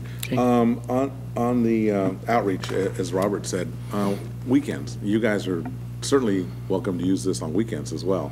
I know there's a lot of businesses that stay open on weekends, and we'd love to direct people here to the visitor center on weekends when we get guests here. So I know that we used to do that in the past, especially during the season. I can see in summer maybe not continuing that, but maybe you guys need to work out a plan to be here on weekends as well too. Yeah, we'll definitely look at that. Some of the challenges, people know that City Hall's closed, and so they assume the whole building's closed. But we like your suggestion. You can help with signage. And signage, and we actually want to. We do the mobile chamber. And we had that idea, and being Old Town and wearing our nice red shirts that the team love to wear. Yes. But yeah, we could definitely be more visible on weekends. Yeah, because we get a lot of people here. Tennis coming up, it should be flooded here over the weekends. Weather being the way it is in a lot of different places, it would be a great place. Website, I know that we were challenged with the website recently. Any update on the website? We are moving forward with our refresh of the website. We're working on the color palette right now and some designs that the web designers provided us. We're getting together with the executive committee actually this week to make some final decisions on moving that forward. Okay, good.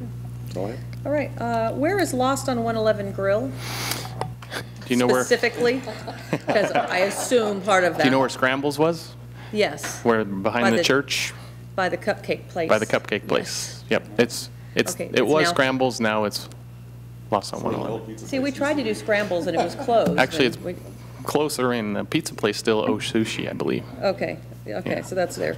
And then one of the great things that I mentioned at the last meeting in terms of the museum report is they did their own little mini display during the car show of all the flags of racing and drew a record crowd in there and just kind of developed that because of the car show. I think that that's an opportunity as you meet with us and folks from La Quinta Resort, for example, potentially talk with the museum crowd too on certain things where you're going to be at that park right across the street, and it's just a way to just cross-market things that are happening, and it just connects us better as a community, and I think that's an easy, no-cost thing to do as well. That's a great suggestion. On the kiosk piece, if you guys end up going with a monthly rate, I can see you selling sponsorships by the month, so that kiosk, first thing that kind of comes up is this month sponsored by whatever membership businesses to help maybe offset some of those costs might be a good way to do that depending on the traffic flow. Yeah.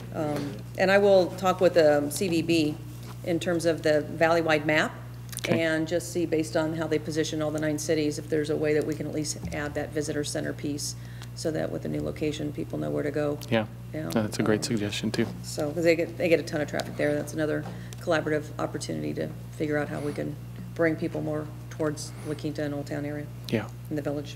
Great. Thank you. All right, thank you. Okay, we are done with announcements, presentations, and written communications. We'll move on to consent calendar. Any changes or corrections to the consent calendar? I do have a couple, actually. Anybody? No? Okay. Just on number 1, I just want to make a correction to the minutes of the February 3rd, 2015 meeting on page 17. When we reference the walk with the mayor, it's on Saturday, February 21st versus the 20th. And then I just want to make a comment on consent number 9. I don't want to pull it for separate vote, but that is authorization for a Public Works Director to attend a league conference. And what's great about that is it's all about the flood channels and stormwater funding and opportunities there. So I'm all for it, Tim. Come back with that golden gem of something to help our cause there. So. And a report. And a report. And a report. Okay, motion to approve consent calendar. So moved. Second? There's a motion, a second. Please vote.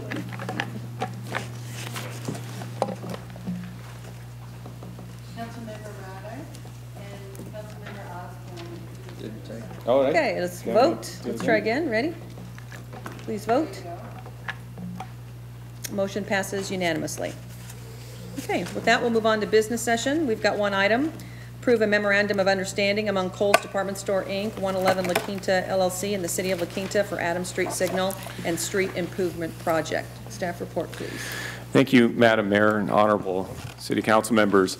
The item before you tonight, it represents a major milestone in this project that actually started way back in 2012. In that the project itself is to signalize the intersection of Corporate Center Drive and Adams Street. It includes some median modifications to restrict turnouts and so forth, try to get people over to use the signal to make those left outs and make it safer for everybody along Adams Street. The part though that has that we've been negotiating with the property owners is the westerly leg of this intersection. When the project first came up, I talked to Michael Shovelin and the adjacent property owner about whether or not they would be interested in an additional access here. He thought it was a good idea, and so we went to work on that. Little did we know, we also had to involve the Kohl's folks, because they own the parking lot just to the west of this entrance. And maybe we should go to the next item and next diagram. There was quite a bit of horse trading, if you will, on land and how this access would be created, and that is really what the subject of the MOU is. The Kohl's folks wanted direct access to Highway 111, and that is granted in that half the driveway there that is crosshatched will be dedicated to the Kohl's property, which is the large parking lot that I'm circling with my cursor, and hopefully, oh yeah, Ed can't do that on his. But anyway, the large parking field is owned by Kohl's, and they own the yellow portion also, and so they're granting us a temporary construction easement to go in there and make the improvements, which is mostly curbing in their case. That's what the orange designates. We'll create a boat-looking planter area for future planting that immediately comes into the, or greets you when you come into the new entrance. The curbing will be made around what will be future pads that will be dedicated back to the 111 shopping center once this is all done. And so therefore, Kohl's will have direct access to Adams Street. It also cleans up a couple of items. Over off the edge of over above the exhibit is a driveway that we closed when we did the bridge improvements. It addresses that closure, and then, of course, it will basically move the driveway that currently comes out that goes past the front of the store, front of Kohl's. It'll close that and create a pad area there, and then access will be at the new signalized intersection.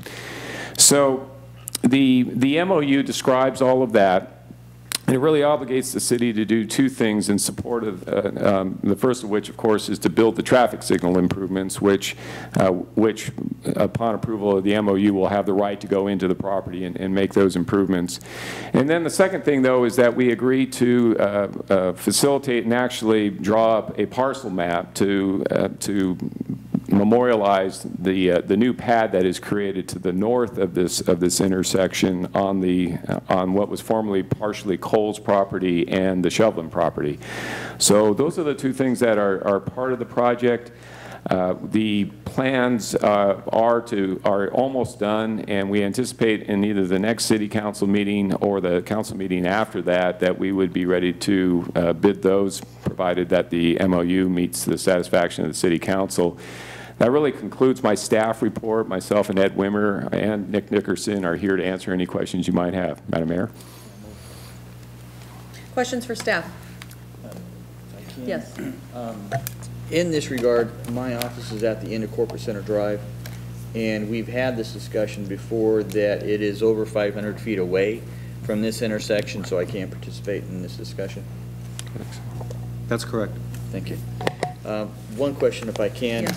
In regarding to the cost breakdown you have here, the $820,500, the top item, professional, of $46,000, what is that? That is the project management amount for NAI to manage the project. It's based on about 7.75% of the construction cost is how we arrive at actually all of the numbers other than the construction and the construction amount. All of those other items are based on a percentage, and what that is a historic average of what we spend in those areas for those soft costs, we call them. Okay. Well, that being said, if that professional fees is for the services of NAI Consulting, then I must recuse myself, as NAI Consulting is a client of our firm, and in that regard, then I'll step up. If I may, question in regard to safety, and do we have any sense of accident in that area? We do. It is one of our, I can't quote the exact number, but it is one of the segments that our traffic engineer has identified as in the top 25, if you will, under his traffic safety analysis annually. Yeah, because I never seen an accident. I've seen a lot of close calls there. So as have I. Tremendous need for something like this. Thank you. John. My question relates to that trip counts there. Do we do trip counts? We do. I don't have the numbers off the top of my head. It's Adams Street is in the 15 to 20,000 vehicles, ADT approximately. Is that before or after the bridge? Yeah, and maybe coming out of that intersection of the post office, because I'm thinking the post office, there's a lot of traffic coming out of there. If you know the answer. Thanks, Nick. I promise I won't scream at you from my chair. My name's Nick Nickerson. I've been the project manager on the project since it started in 2012. The project easily met traffic signal warrants, for the location, and a lot of that had to do with after the bridge was open, it provided easier access through there and actually brought people, because they're no longer going through the low water crossing, it brought more traffic than you had the year before. Of course, the year before the bridge was under construction and people were avoiding it, so go with that one. But it easily met the warrants that justified the traffic signal and came very close to being able to justify a federal grant, which we were originally trying to get, but we fell short of it, which is the Highway Safety Improvement Program. Thank you. And when you say fell short, how short? We didn't meet the pedestrian problems and the accident rate problems because we didn't have the accidents. We had near calls, but we didn't have accidents. Okay. Well, if I remember, this signal's been on CIP for a 2018 target date originally, and we were able to move it up because of some of the other developments. Is that correct? We did. What Nick mentioned, the HSIP grant application that we made was actually going to fund half of this project at one point. That was before we were in Measure A, and also it was really before we started the discussion with the property owners. And so between Measure A and the $100,000 that the two property owners are contributing to the project, we were able to make up that funding difference. No, I think it's absolutely needed. I'm in that area quite a bit, and with the growth that's happened down Corporate Center Drive and the expansion of the Shovelins, I think we expect more retail coming in there. Definitely a good, safe place to be. So, I don't have any other questions. That's it. Okay, with that, matters before the council.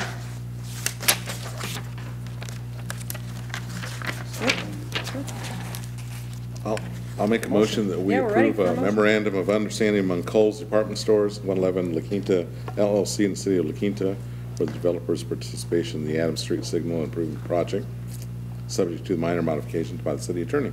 Second. There's a motion and second. Please vote. Motion passes unanimously with Osborne recusing. 4-0. Thank you very much. Hurry up and get that done, won't you?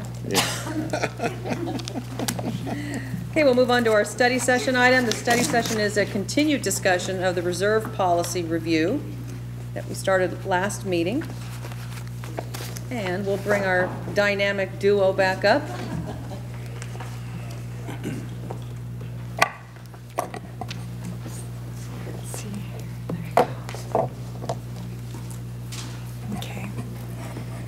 Pleasure of the council in terms of the length of refresh, or you want to launch right into discussion?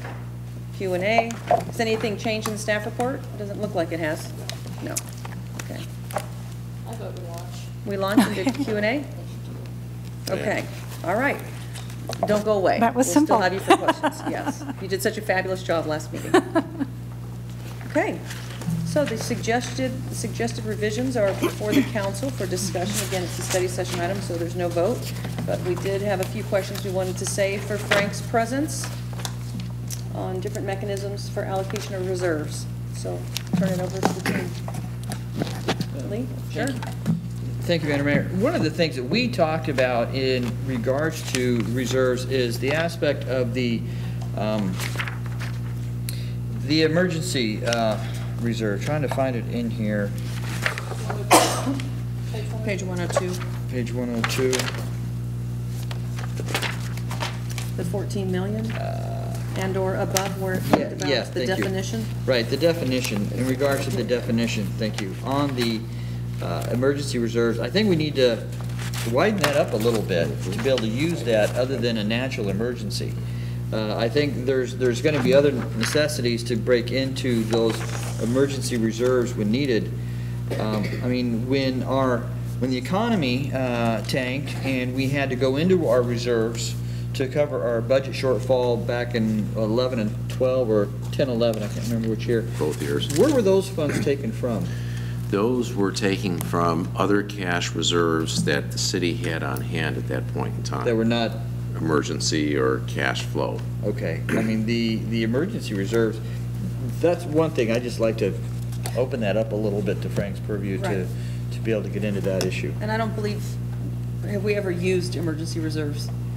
No, we have not. So hence the reason to redefine them and or reallocate them. Yeah, because in we my talked opinion. about that ourselves at, Right. at the last meeting. And then in regards to the reserves in general, to look at reserves for capital improvements. Yes. And reserves for economic development. Okay. And those items, I mean, the IAB and their recommendation, I like the recommendation regarding reserve for cash flow to recommend at 10%, reserve for emergencies, given we can redefine emergencies, at 40%. The economic stabilization recommended at 9%. If we change that more from an economic development standpoint, is something to look at. Right. And my thought there is in regards to, I talked a little bit last time, land purchase. If we need to buy land for economic development, we need to have the funds set aside to be able to do so. And I talked the other day about looking at property, you know, how, from the village standpoint, the development of the village, and how people will move throughout the village in a good manner. We're going to have to look at some, you know, potential land purchases throughout the village to really help do that. And so the reserve for economic stabilization, if we can more make that economic development, whether it be 9%, I don't know. You know, that's something we'll need to discuss. I don't know what a proper amount for economic development fund should be per se, and that's maybe to come up when we talk about economic development and we can get our hands around what we look at that as. Maybe once we're comfortable in what that term means for La Quinta, then we can put a dollar number on it or a percentage on it or something to that effect from a fund balance standpoint. And then the other thing is infrastructure and not just the cost to maintain infrastructure, but potential cost to replace infrastructure. And I mean, Tim, you've got your report, and what is a good number for economic development, excuse me, for infrastructure fund balance?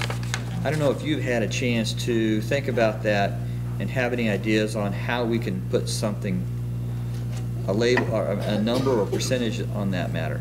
Well, I haven't thought about it in a percentage. Of course, we're looking, really closely at the flood improvements. Right.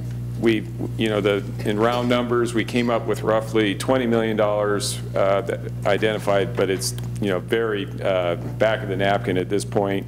It was over 30 if you counted the bridge, but we're able to get almost 90%, over 90% funding actually for bridges. So the storm drain number that we were looking at for those 4 areas that we identified was about $20 million. Now, how the council would want to, dissect that into an annual amount, whether we try to do a couple million a year or something along those lines, that I think is obviously up to you and what you feel comfortable with. Okay. The capital projects budget that you bring to us each year, when do you bring that to us? Normally it would be the second meeting in March. Because we're still negotiating and trying to get more information on the storm drain component, I've got it calendared right now for the April 21st City Council meeting. So that's when we're anticipating having that initial study session with the council. But normally it would be the second meeting in March. I know, currently we have approximately $10 million in unstated reserve balance. Unappropriated. Unappropriated, thank you. And whether we want to push some of that into an infrastructure fund, I think is a good idea. And then the other item that I mentioned in our last meeting is regarding our unfunded pension plan. And that, from what I understand, now is $8 million. Mm-hmm. And I understand in our annual contribution to CalPERS, there's a $400,000 amount that goes towards that underfunded pension. And it changes each year. This next year is going to be the first year that CalPERS is actually going to break that out as a flat payment. But in the past, a portion of our rate was always to pay a portion of our unfunded liability. So what our rate we've always been paying a portion of it towards our unfunded liability and a portion for what they call the normal current cost.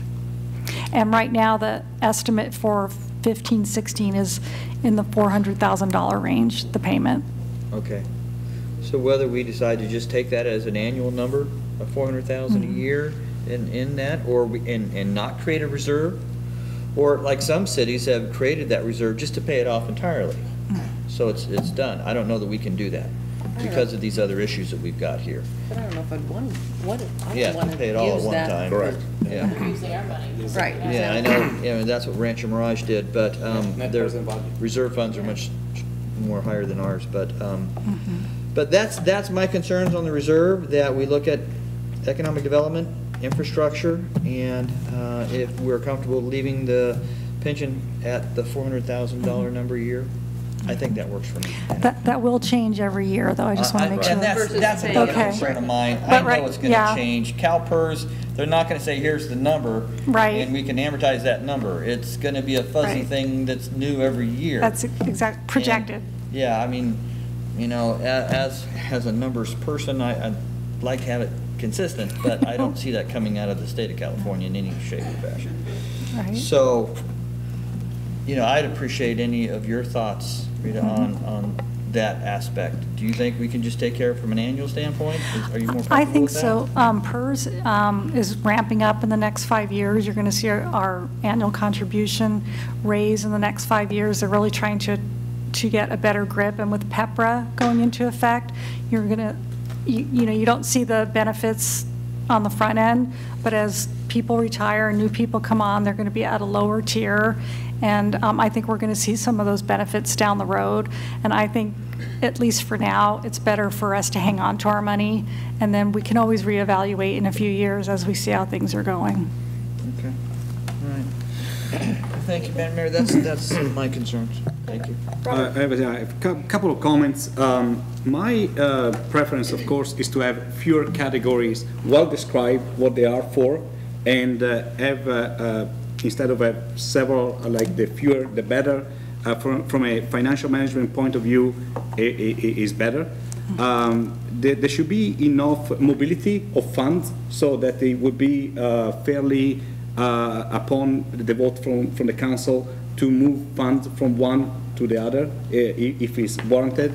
I think that's something that we have to look into it, and by all means, we need to look at putting money aside, economic development, capital improvement, and infrastructure. That should be a one fund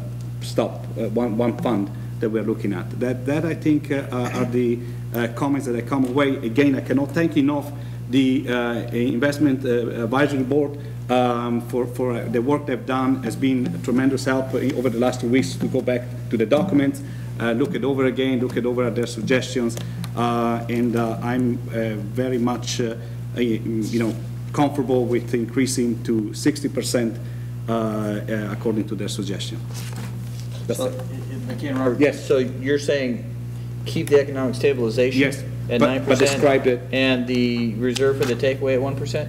Well, actually, the takeaway, I wouldn't have it. Yeah. I think we discussed it last time. I was picking up from last time. Right. I think we came to a consensus that that wasn't really what we wanted to have. So the 1% should be moved to somewhere else. Development.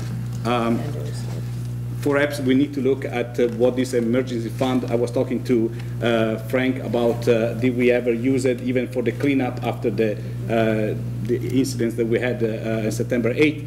We didn't even use the money for the cleanup. So I think we need to reestablish where, reallocate the money, but at the same time, we need to have a mechanism that we can have a discussion and move the money around as needed.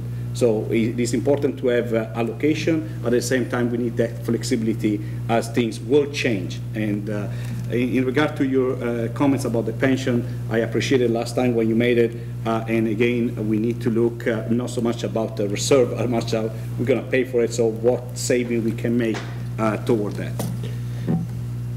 Yes? Frank? I have a question, yes. So I can to be clear here. One of the things that I want to understand would be to convert the economic stabilization, as we've laid it out on page 102, is part of the 60% total reserves Correct. would be set aside. Yes. Is the thought to change that to economic development and use it for economic development? So we go from 60% down to a lesser number by, let's say, 50% of operation budget? Or would we take the economic development side out of the remaining $10 million and set this aside in a, for when we need it? So in other words, we're talking economic development, but that's not viewed as a reserve category versus having a fund for that to use it on an ongoing basis, so it wouldn't be really a reserve component. Well, no. What I'm laying out here is that historically, we've had these allocation reserves to have money when things went bad, or to have money to get us through cash flow circumstances, because as you see on our budget, right. Our expenditures are ahead of our income because of the timing of payments. So one of the viewpoints, dire as it may, that I look at with reserves is that given where we project out our costs going and they're growing, we may have limited opportunity in the future to replenish this. So once we spend what we have, there's a probability that we will have limited ability to replenish those reserves. So as we look at it then, if we put 60% away to deal with emergencies, definitely do the flexibility of the definition, cash flow needed to run this business during the time between collections, and then carve out a portion of the reserves, the 60% for economic stabilization when we have downturns and we need to supplement the budget.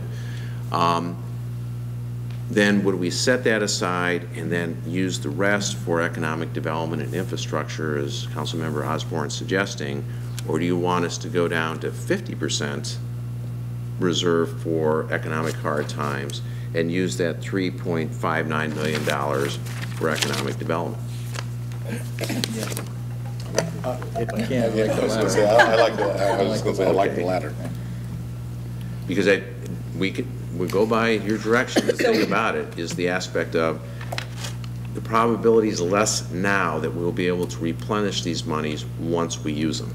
Correct, and So that's we why just need to understand that. The access is indeed a reserve. We are not going to touch the money unless there are specific circumstances that warrant us going to touch the money. But we know where the money is allocated.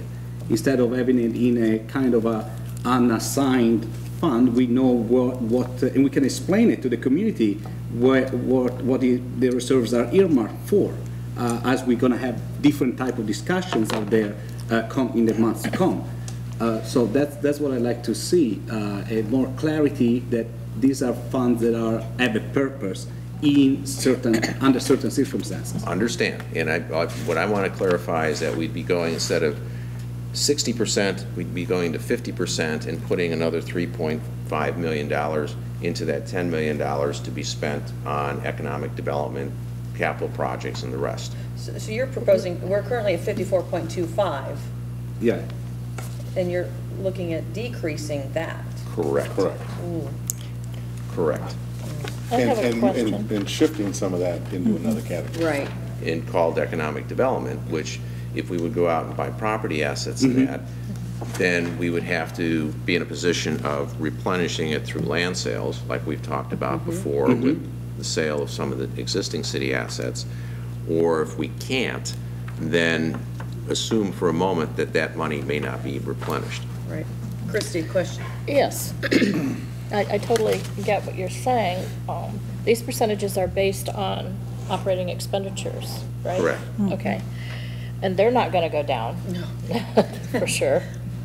Well, we did, when we made the cut, we went down. Yeah, that's true. Like- That's absolutely true. Yeah, it did. Yeah. Controllably, we can do that. I see what you're saying. Yeah.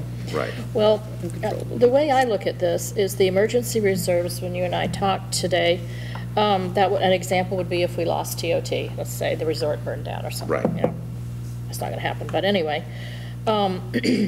So I think that Robert's idea of expanding the categories for defining what we're going to use these funds for and making them looser instead of so rigid is a great idea, because if we had, let's say, cash flow reserves, that's a cushion for us. That should be able to, if the emergency reserves didn't handle it, we should be able to funnel Then you it. would start rolling the city into financial despair.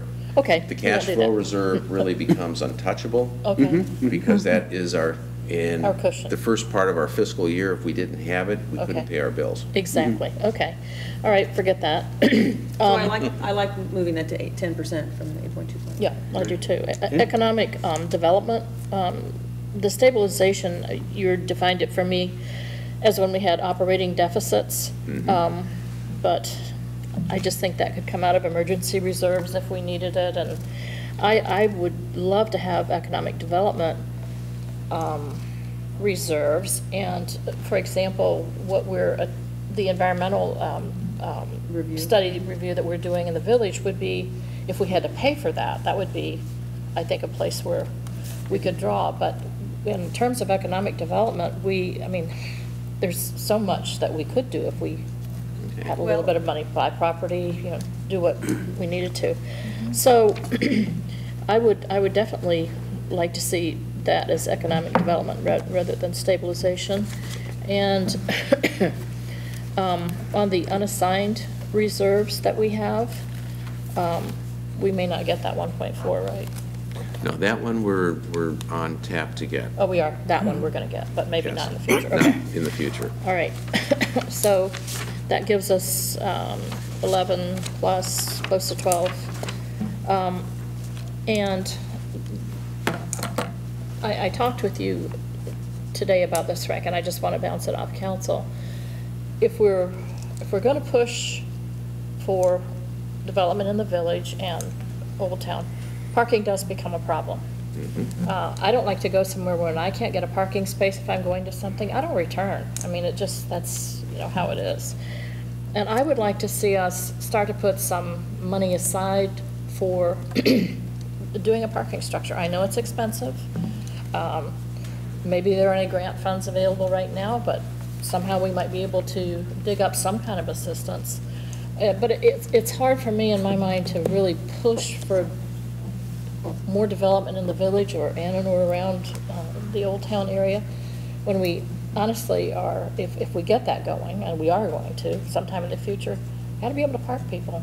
They're just I will be think that's a walking. great idea. You're absolutely right. You know, if we put a parking structure, because it's going to grow around it. Yes. You Oh, know, yeah. whether And towards the library or they're not towards the ugly. west. I know they're expensive, Yeah, but we. it's a great idea. Yeah, but we have a great city manager. He can figure out. She wanted you back for that. There you go. Yeah. My other priority in terms of this, the unassigned funds, is in capital improvement. Absolutely. We've just got to start something, whether we, I don't know, whether we create a fund or whether we create a reserve, reserve fund for it. I don't know how that works, but. I mean, similar to our P&P program, I mean, that's an automatic. Right. We've got to do something then with. Right. Separate beyond pavement management. Exactly.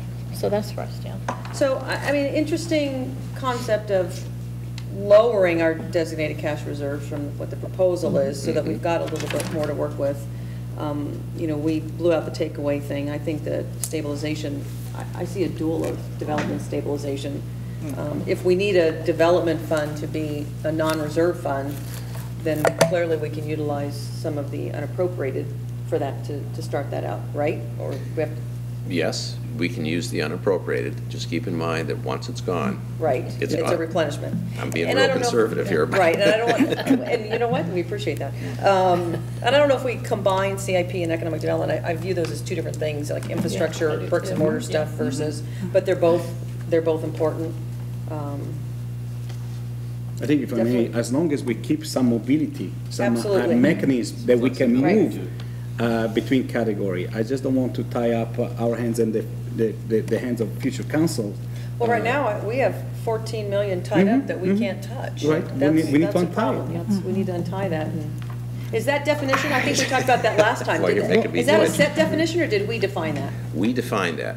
But remember, if the La Quinta Hotel went down, you have a $5 million hole in your budget. So what that 14 is there for is to give us a little ramp-up time, that if we had to cut $5 million for the budget, we would eliminate all park activities. We would eliminate probably a majority of things that we do at City Hall, given what police and fire consume. So that's part of why we have that there. We have earthquake insurance, yes, to cover our facilities, but that doesn't cover anything in operations.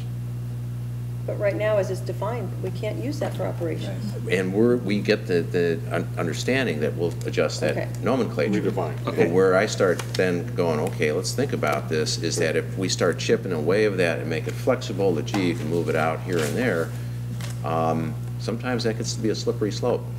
We don't want that. And But- so, If I may, I don't think anybody is saying Spend recategorize it, the money and start spending it. Right, not at all. It's just to have an idea what the monies are, the money's for, but it's not really readily, let's go appropriate and spend the money. But if you come in short by $150,000 on a capital improvement project, and that's where you need to get the money, then we have a conversation and we decide to go and get the $150,000 from the reserve that was allocated for that. I think that's, is that what I'm hearing? It's not to untie and start spending, right?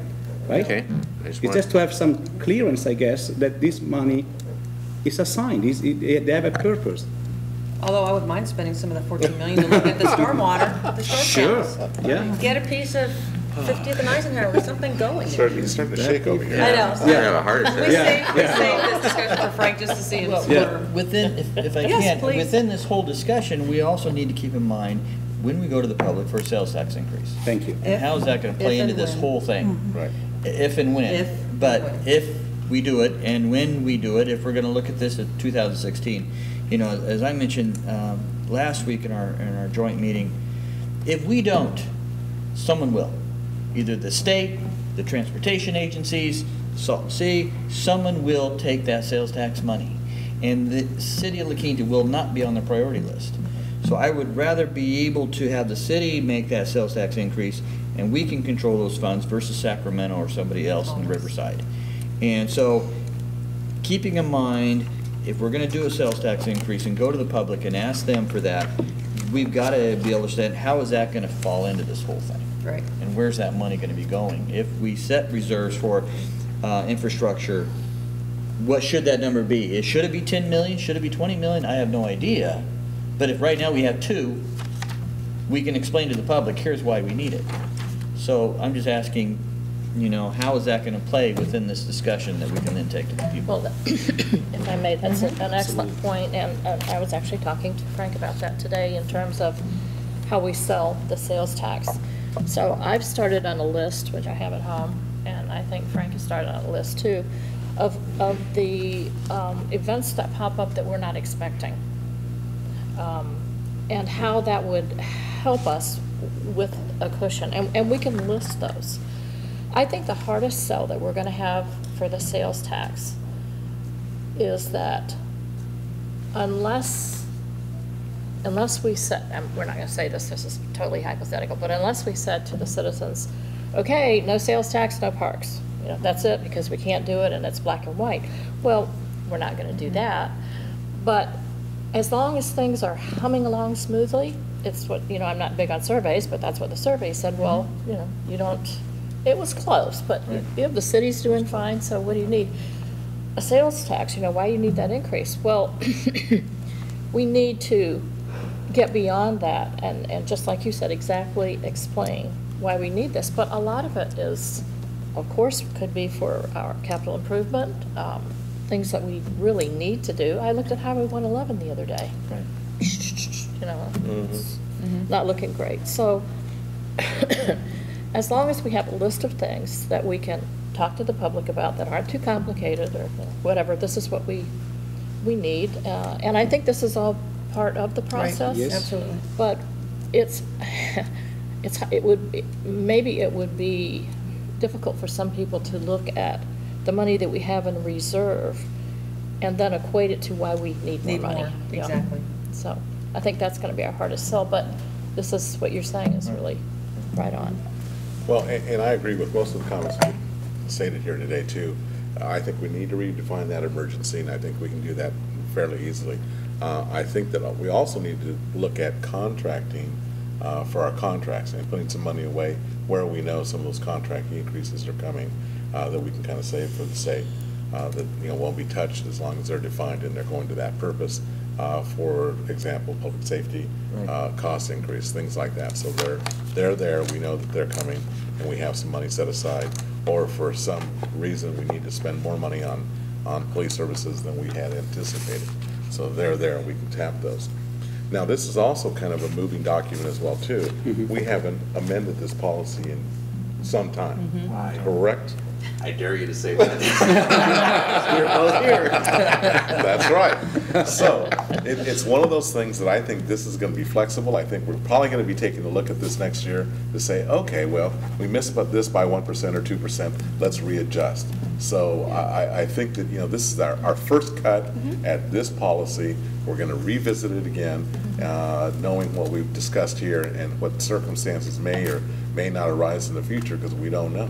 Maintaining a conservative approach. Exactly, and which we always have, and so I'm confident that kind of the adjustments that we make here will probably revisit in a year to redefine and shape up a little bit more as we need them. So I feel comfortable in the direction that we're headed, based on the discussions we've had, AB has had.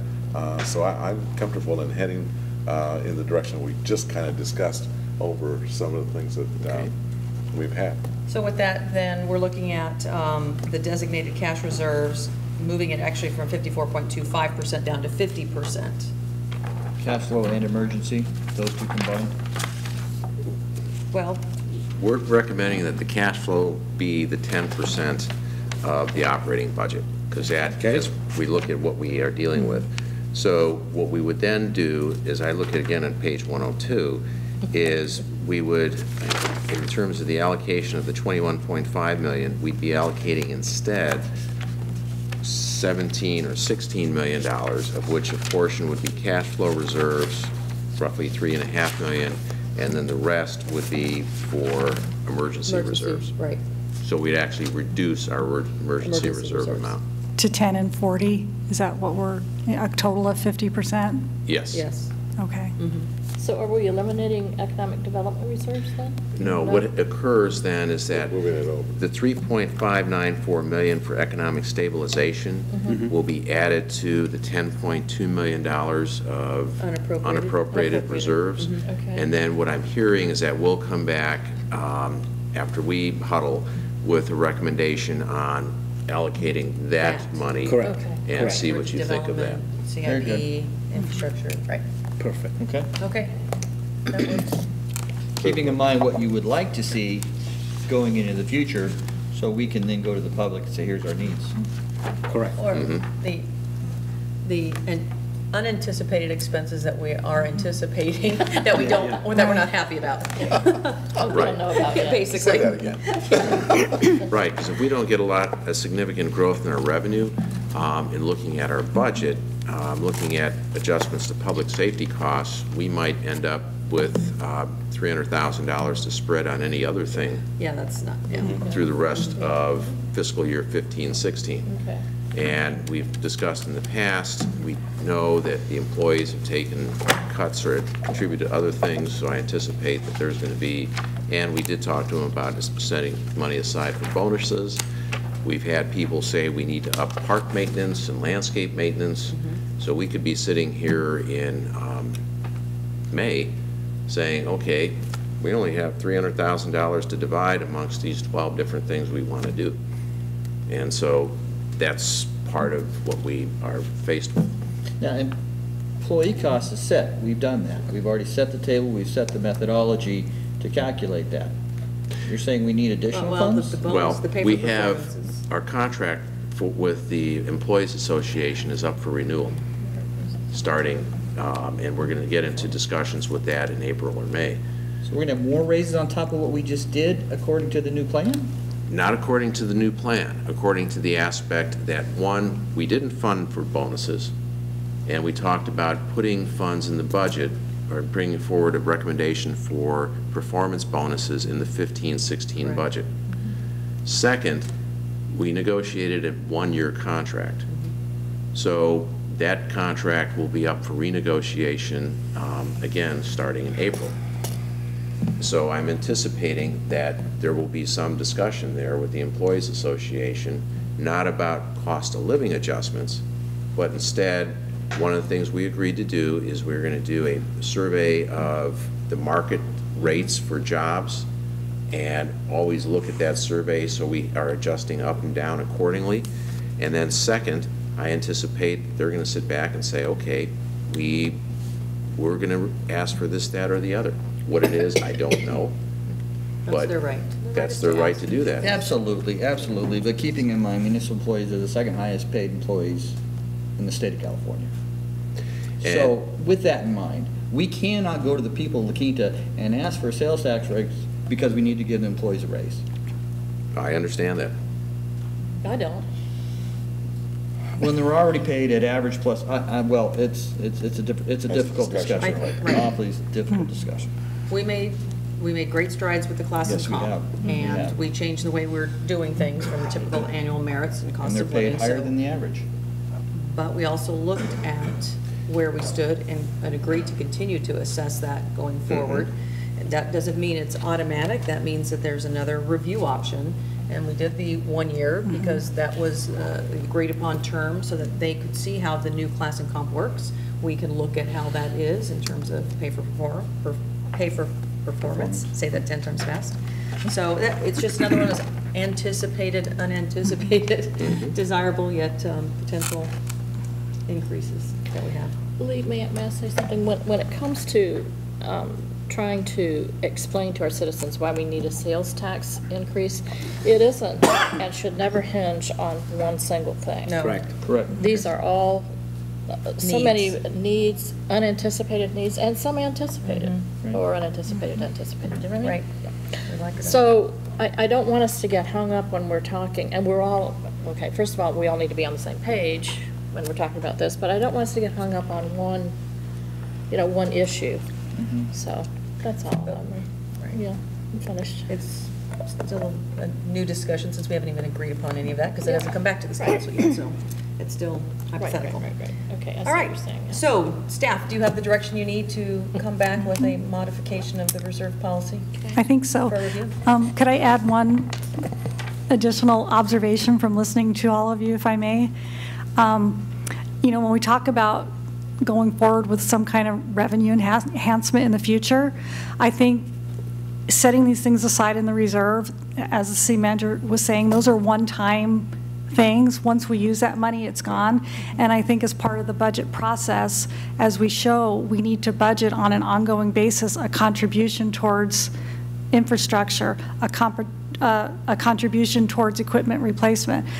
Once we show those things on an ongoing basis, as they should be, not looking at it as one pot where it stays there and it gets used one time, but a part of the ongoing budget process, we're going to show that we're not able to meet those with our revenue. You know, and that's what we need to focus on an annual basis, operating costs. And if we're budgeting as we should, you know, a contribution for those things, and those kind of funds would be drawn down also as needed for the specified use, but it should be revolving, always budgeting a contribution, and then the council making decisions on how to spend it. And if you do that analysis, you're going to show that that reserve will go very fast because there's no way to replenish it, and we're not going to be able to budget as we should to meet these needs because they should be ongoing things that we're making contributions for. Agreed. Yeah. Christine's a little confused. She's on, yeah. Oh, absolutely. no, she's on, right. I just, if we, I mean, we're having this discussion on reserves right now, and when you say you know, you spend it one time and then it's for one thing, it's gone, but won't there be other one-time things? I mean, we've got to, how do we? That's the point. Right. Knowing that we have all these one-time things, just like you do at home. Right. Yeah. And where you don't have enough to cover all the things, but they all have to get. Right. Every year we have to budget something towards our savings account or it will disappear. Right. Correct. Okay, all right, that's fine. Okay, all right. Thank you. Excellent. All right, we're moving right along here. Reports and informational items. Let's start with Christie. Yes. I don't have, let's see, I don't have Sunline this month because they are, during that certain period of time, they have a conference going on for hydrogen from people all over the world. And so it'll be bumped to March, my meeting. So I'll have 2 meetings in March. But one thing that I did get a memo on, and that is that Sunline received a grant for $10 million plus, and they're going to buy 5 new buses. Oh, wow. Isn't that exciting? And I also met with, had breakfast with Lauren Skeever, who's their CEO, and she's very interested in talking to our city about what new routes we can have. Excellent. And she thinks the route in the Cove that just goes right is, you know, we need to improve on some things. So I was very happy to hear that she's open to communication and actually suggested that we look at some new routes for. Great. Yeah, good news. Anything else? No? Okay, Robert. Well, I already reported on CVAC transportation last time. The next meeting will be April 6th. Riverside County Transportation Commission did not meet and will meet again this coming month. My meeting with the Chamber of Commerce Info Exchange is scheduled for March 3rd, as I mentioned before. And tomorrow I will have the board meeting at CVEP. So we'll report back next time. And guess tomorrow, CVEP? Tomorrow, yes. Yeah. At Living Desert. At Living Desert, That's yeah. right. Okay. John? Really no report other than attended a meeting for Lee as alternate to the Public Safety Commission. We had a report on human trafficking, and they decided to form a subcommittee. And I don't know if you're going to be on it, but I volunteered. I volunteered to do it if you couldn't do it. So, as an alternate, of course. Thank you. And that's it. And the animal shelter was great. We're having some great adoptions, and talked to them yesterday at the fair, and they're doing tremendously well. Yeah, exactly. Cute dogs. Yep. Don't go anywhere.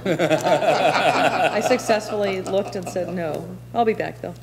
Lee. So I missed the meeting, I get appointed to it. No, I took that slot in case you need. I don't have anything. I've got my homelessness committee tomorrow, so I don't have any reports. I did get a letter from CVAG on the behalf of the homelessness committee requesting us budgeting the $103,000 that they allegedly, yes, exactly. So I'll turn that over to Frank and we can give the usual response. By the way, they're going to be dark for the next 2 months, Public Safety Commission. Oh, okay.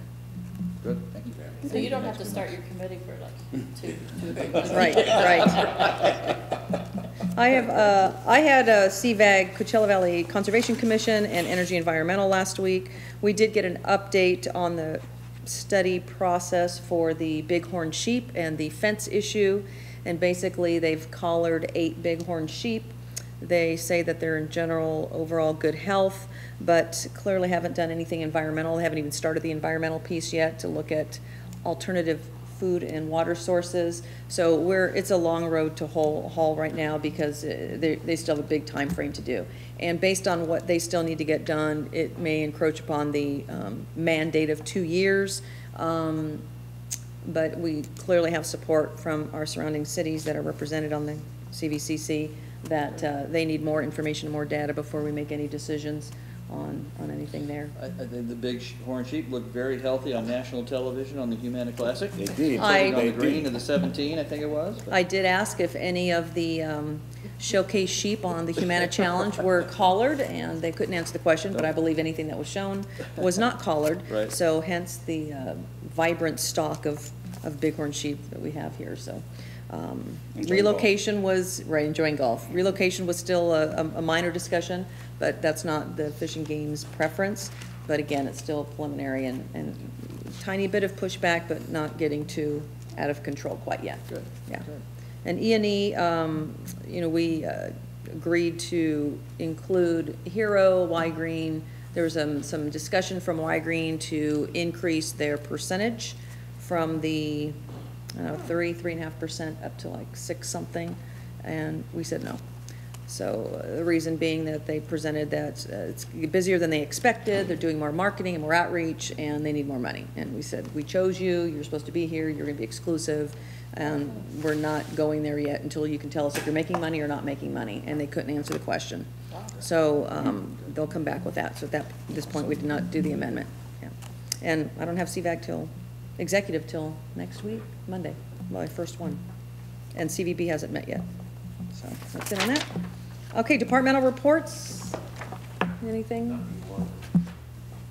City attorney? Nothing to report. Okay. Aloha City Clerk? Nothing additional. Okay. Department directors? Nope. All right, mayor and council member items. I do have a couple of things, but I'll offer up to the floor first. Thank you. One, Silver Rock. I'd like to ask that we get an update on the status of Silver Rock on a monthly basis regarding development. We're sitting here in February, March is right around the corner, and we've got I should say, have a lot of work to do in the next 9 months if we're going to break ground in first part of 16. And so I'd like to ask if you guys agree to get a monthly update on Silver Rock in the staff report, so we can, one, hold them accountable and keep us informed. Would a department report be a good vehicle? That'd be fine. Yeah. All right. That'd be fine. We'll do that. Thank you. Anything? John? Just to follow up on the meeting we had with all of our commissions, and to maybe kind of focus on some of the things and some of the comments that came out of there, perhaps we can kind of get maybe a department report on kind of putting together everything that was discussed, or things like that, maybe move on some of the recommendations that the commissioners had. A lot of minutes that we'll be probably looking at next time anyway. And to that point, my comment was, I think it was an excellent meeting. I can see why Councilmember Osborne thinks it's the best meeting of the year, but I don't think it should be a yearly event. I think we should look at what do we go from here? How do we use this platform more often? When? Are we going to meet again? Maybe we're going to have discussions coming up and some decisions. Are we going to meet again maybe in a couple of months before we start our budgeting process maybe? I have another of these meetings. I thought it was very helpful. It's good to hear when we think something and somebody else says it, that's reinforcement. It's called triangulation in science. So I think we should look at where we go again from here, and are we going to do it again? And Christie. Okay, and tagging along on that comment, I think that we miss out a lot by not using our boards and commissions more, especially by putting them out in the city. And if we decide to do some revenue enhancement, shall I say, they should be great ambassadors for us. But again, we all have to be on the same page with whatever. But I just think there's a lot of talent there that we haven't tapped. So we spend, I think, a good deal of time in making sure we have good appointments for people that represent us well. And they go to events, but other than that, it's kind of, so, and I don't have the answer for that. I'm sure Frank will come up with something. Glug. But anyway, that's all I would say. it was an excellent forum. It was Yeah, it was very good. A couple of things. Number one, the next walk with the mayor and council, since I've already recruited a few helpers and joiners, will be this Saturday morning at 8 a.m. and we're meeting at the La Quinta Park, which is right across the street from the high school. So Black Hawk and Adams. Helene, maybe you'll like to join us. And we'll be meeting there and walking around some of the perimeter neighborhoods there, talking about some of our favorite subjects. At the park, I guess at the picnic, did we just purchase new picnic tables? Yes. So just at that park where, by the fountain side. Yes, Black Hawk and Adams, yes. 8 a.m., be a couple hours or so, have an opportunity to interact, chat, and get a little bit of exercise in. Number two, I received a call from Riverside County Fire Chief John Hawkins, and there's been a request to entertain by Christopher Douglas's widow, Amy, to possibly dedicate Station 32 in the Cove to Christopher Douglas. He started his firefighter career here in La Quinta before he transferred to the Roy Wilson 29,000 Palms, station. He was the one that was killed in the line of duty on the on-ramp on the 10. So Chief Hawkins had asked if we would look at dedicating that. He indicated that any costs associated with a plaque, a ceremony, any promotion would be incurred by the fire department, by CAL FIRE. They just really wanted to, it was a favorite place of his when he started his career, and his wife Amy asked if how we would consider that. So, anybody?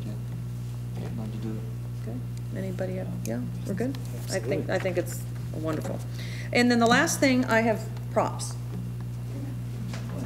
Was also approached with the consideration to expand our arts and public places on a lease loan basis to enhance and participate in in an art project whereby we would put one of the Coachella Fest mega art pieces, which is the giant Roadrunner, at the Circle at Jefferson and 52. Since it is at the hub of what will become kind of the great place. It's a great place, right? Yeah.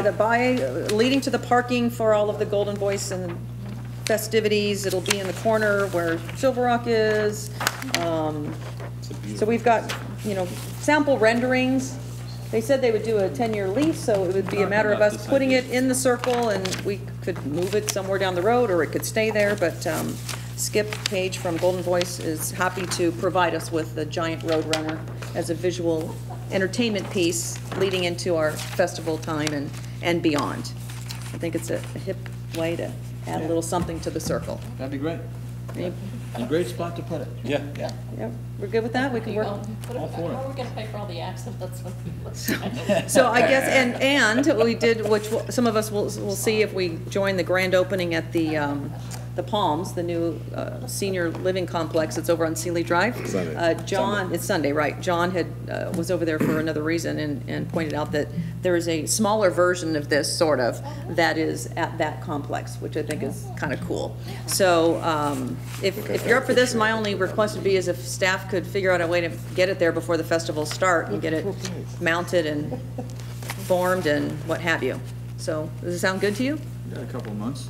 How big is he? How big is he, or she? whatever. He is on display over at El Dorado, if you'd like to drive over and go Yes. see it, so, yes. How would you say size-wise less? I mean, when you look at it, it doesn't, yeah, Sizable. it's sizable, it's significant. Yeah. Edie and I went over and took a look at it when Skip approached us a few months ago regarding this, and yes, it is over at El Dorado. The only thing that's different, if you do go see that, it's right off the Avenue 51 dirt road.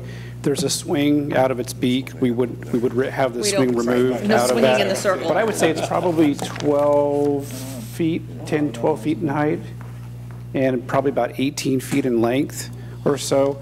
There's also another feature that we're not sure if we'll take advantage of or not, but there are actually internal lights within that we could, if we had power to it. Now, it had red lights. We probably wouldn't have red lights because it was right where their eyes are at. But, you know, we could put some accent lighting inside it to have it so it kind of glows at night. But those are things that we would need to look into. I think that would be a great enhancement, especially during And our agreement festival season. with Skip, at least verbally, was a lease, you know, not a lease, actually, it's a loan, if you will, of art to us. We would just need to be, we'd have the responsibility for establishing the pedestal, and he would actually physically relocate it and set it up. Yes. Excellent. Yeah, I know, you know, I've been talking with Edie, the city of Palm Desert has a program where they lease art, so I think this is a great idea and rather inexpensive for us to put something like this up. I think it's great. Linda and I talked to Skip at the mayor's State of the luncheon, city? and, you know, he kind of brought it up, and we said, yeah, sure, let's bring it up, why not? But I think it's a great idea. I think it'd be a great thing to have there. Very cool. Yeah. And in the future, if we decide to take a harder look at what Palm Desert does in terms of their art in public places, I think that would be an excellent opportunity to put some art north of Highway 111. Absolutely. Yeah, Absolutely. in different areas. North of Highway 111? Yes. Yes. So, love it. As a matter of fact, Skip did loan the city of Indio a large The dog. I pass it twice a day. It's on Avenue 48 and Jorth. Yeah, North, right, So, in the park there that they did. Yeah, so it's, I They've think added this a is much swing nicer there than and the dog. landscaping and. And here's that Roadrunner, you can pass that down. It's At over the Palms. At the Palms. It's a smaller version, it's a little different, but nonetheless, it's.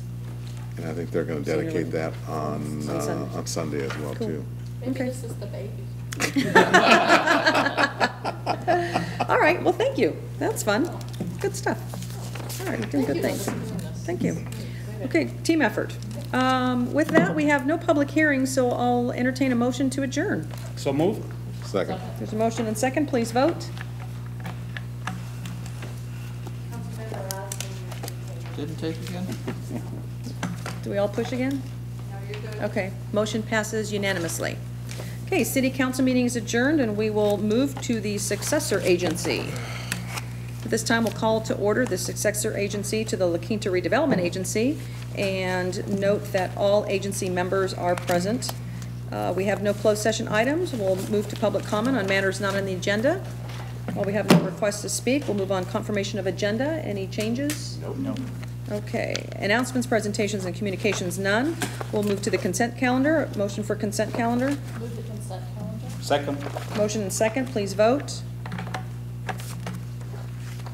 Consent calendar passes unanimously. And seeing there's no further business, I'll call for adjournment. So move. Second. Motion and second, please vote. Successor agency is adjourned. Have a good evening, everybody. Thank you for being here. Thank you. Happy Fat Tuesday. Ashland goes tomorrow. I'm going paleo for Lent. Might go to church tomorrow. Tomorrow you have that congressional stuff, right? Yes. But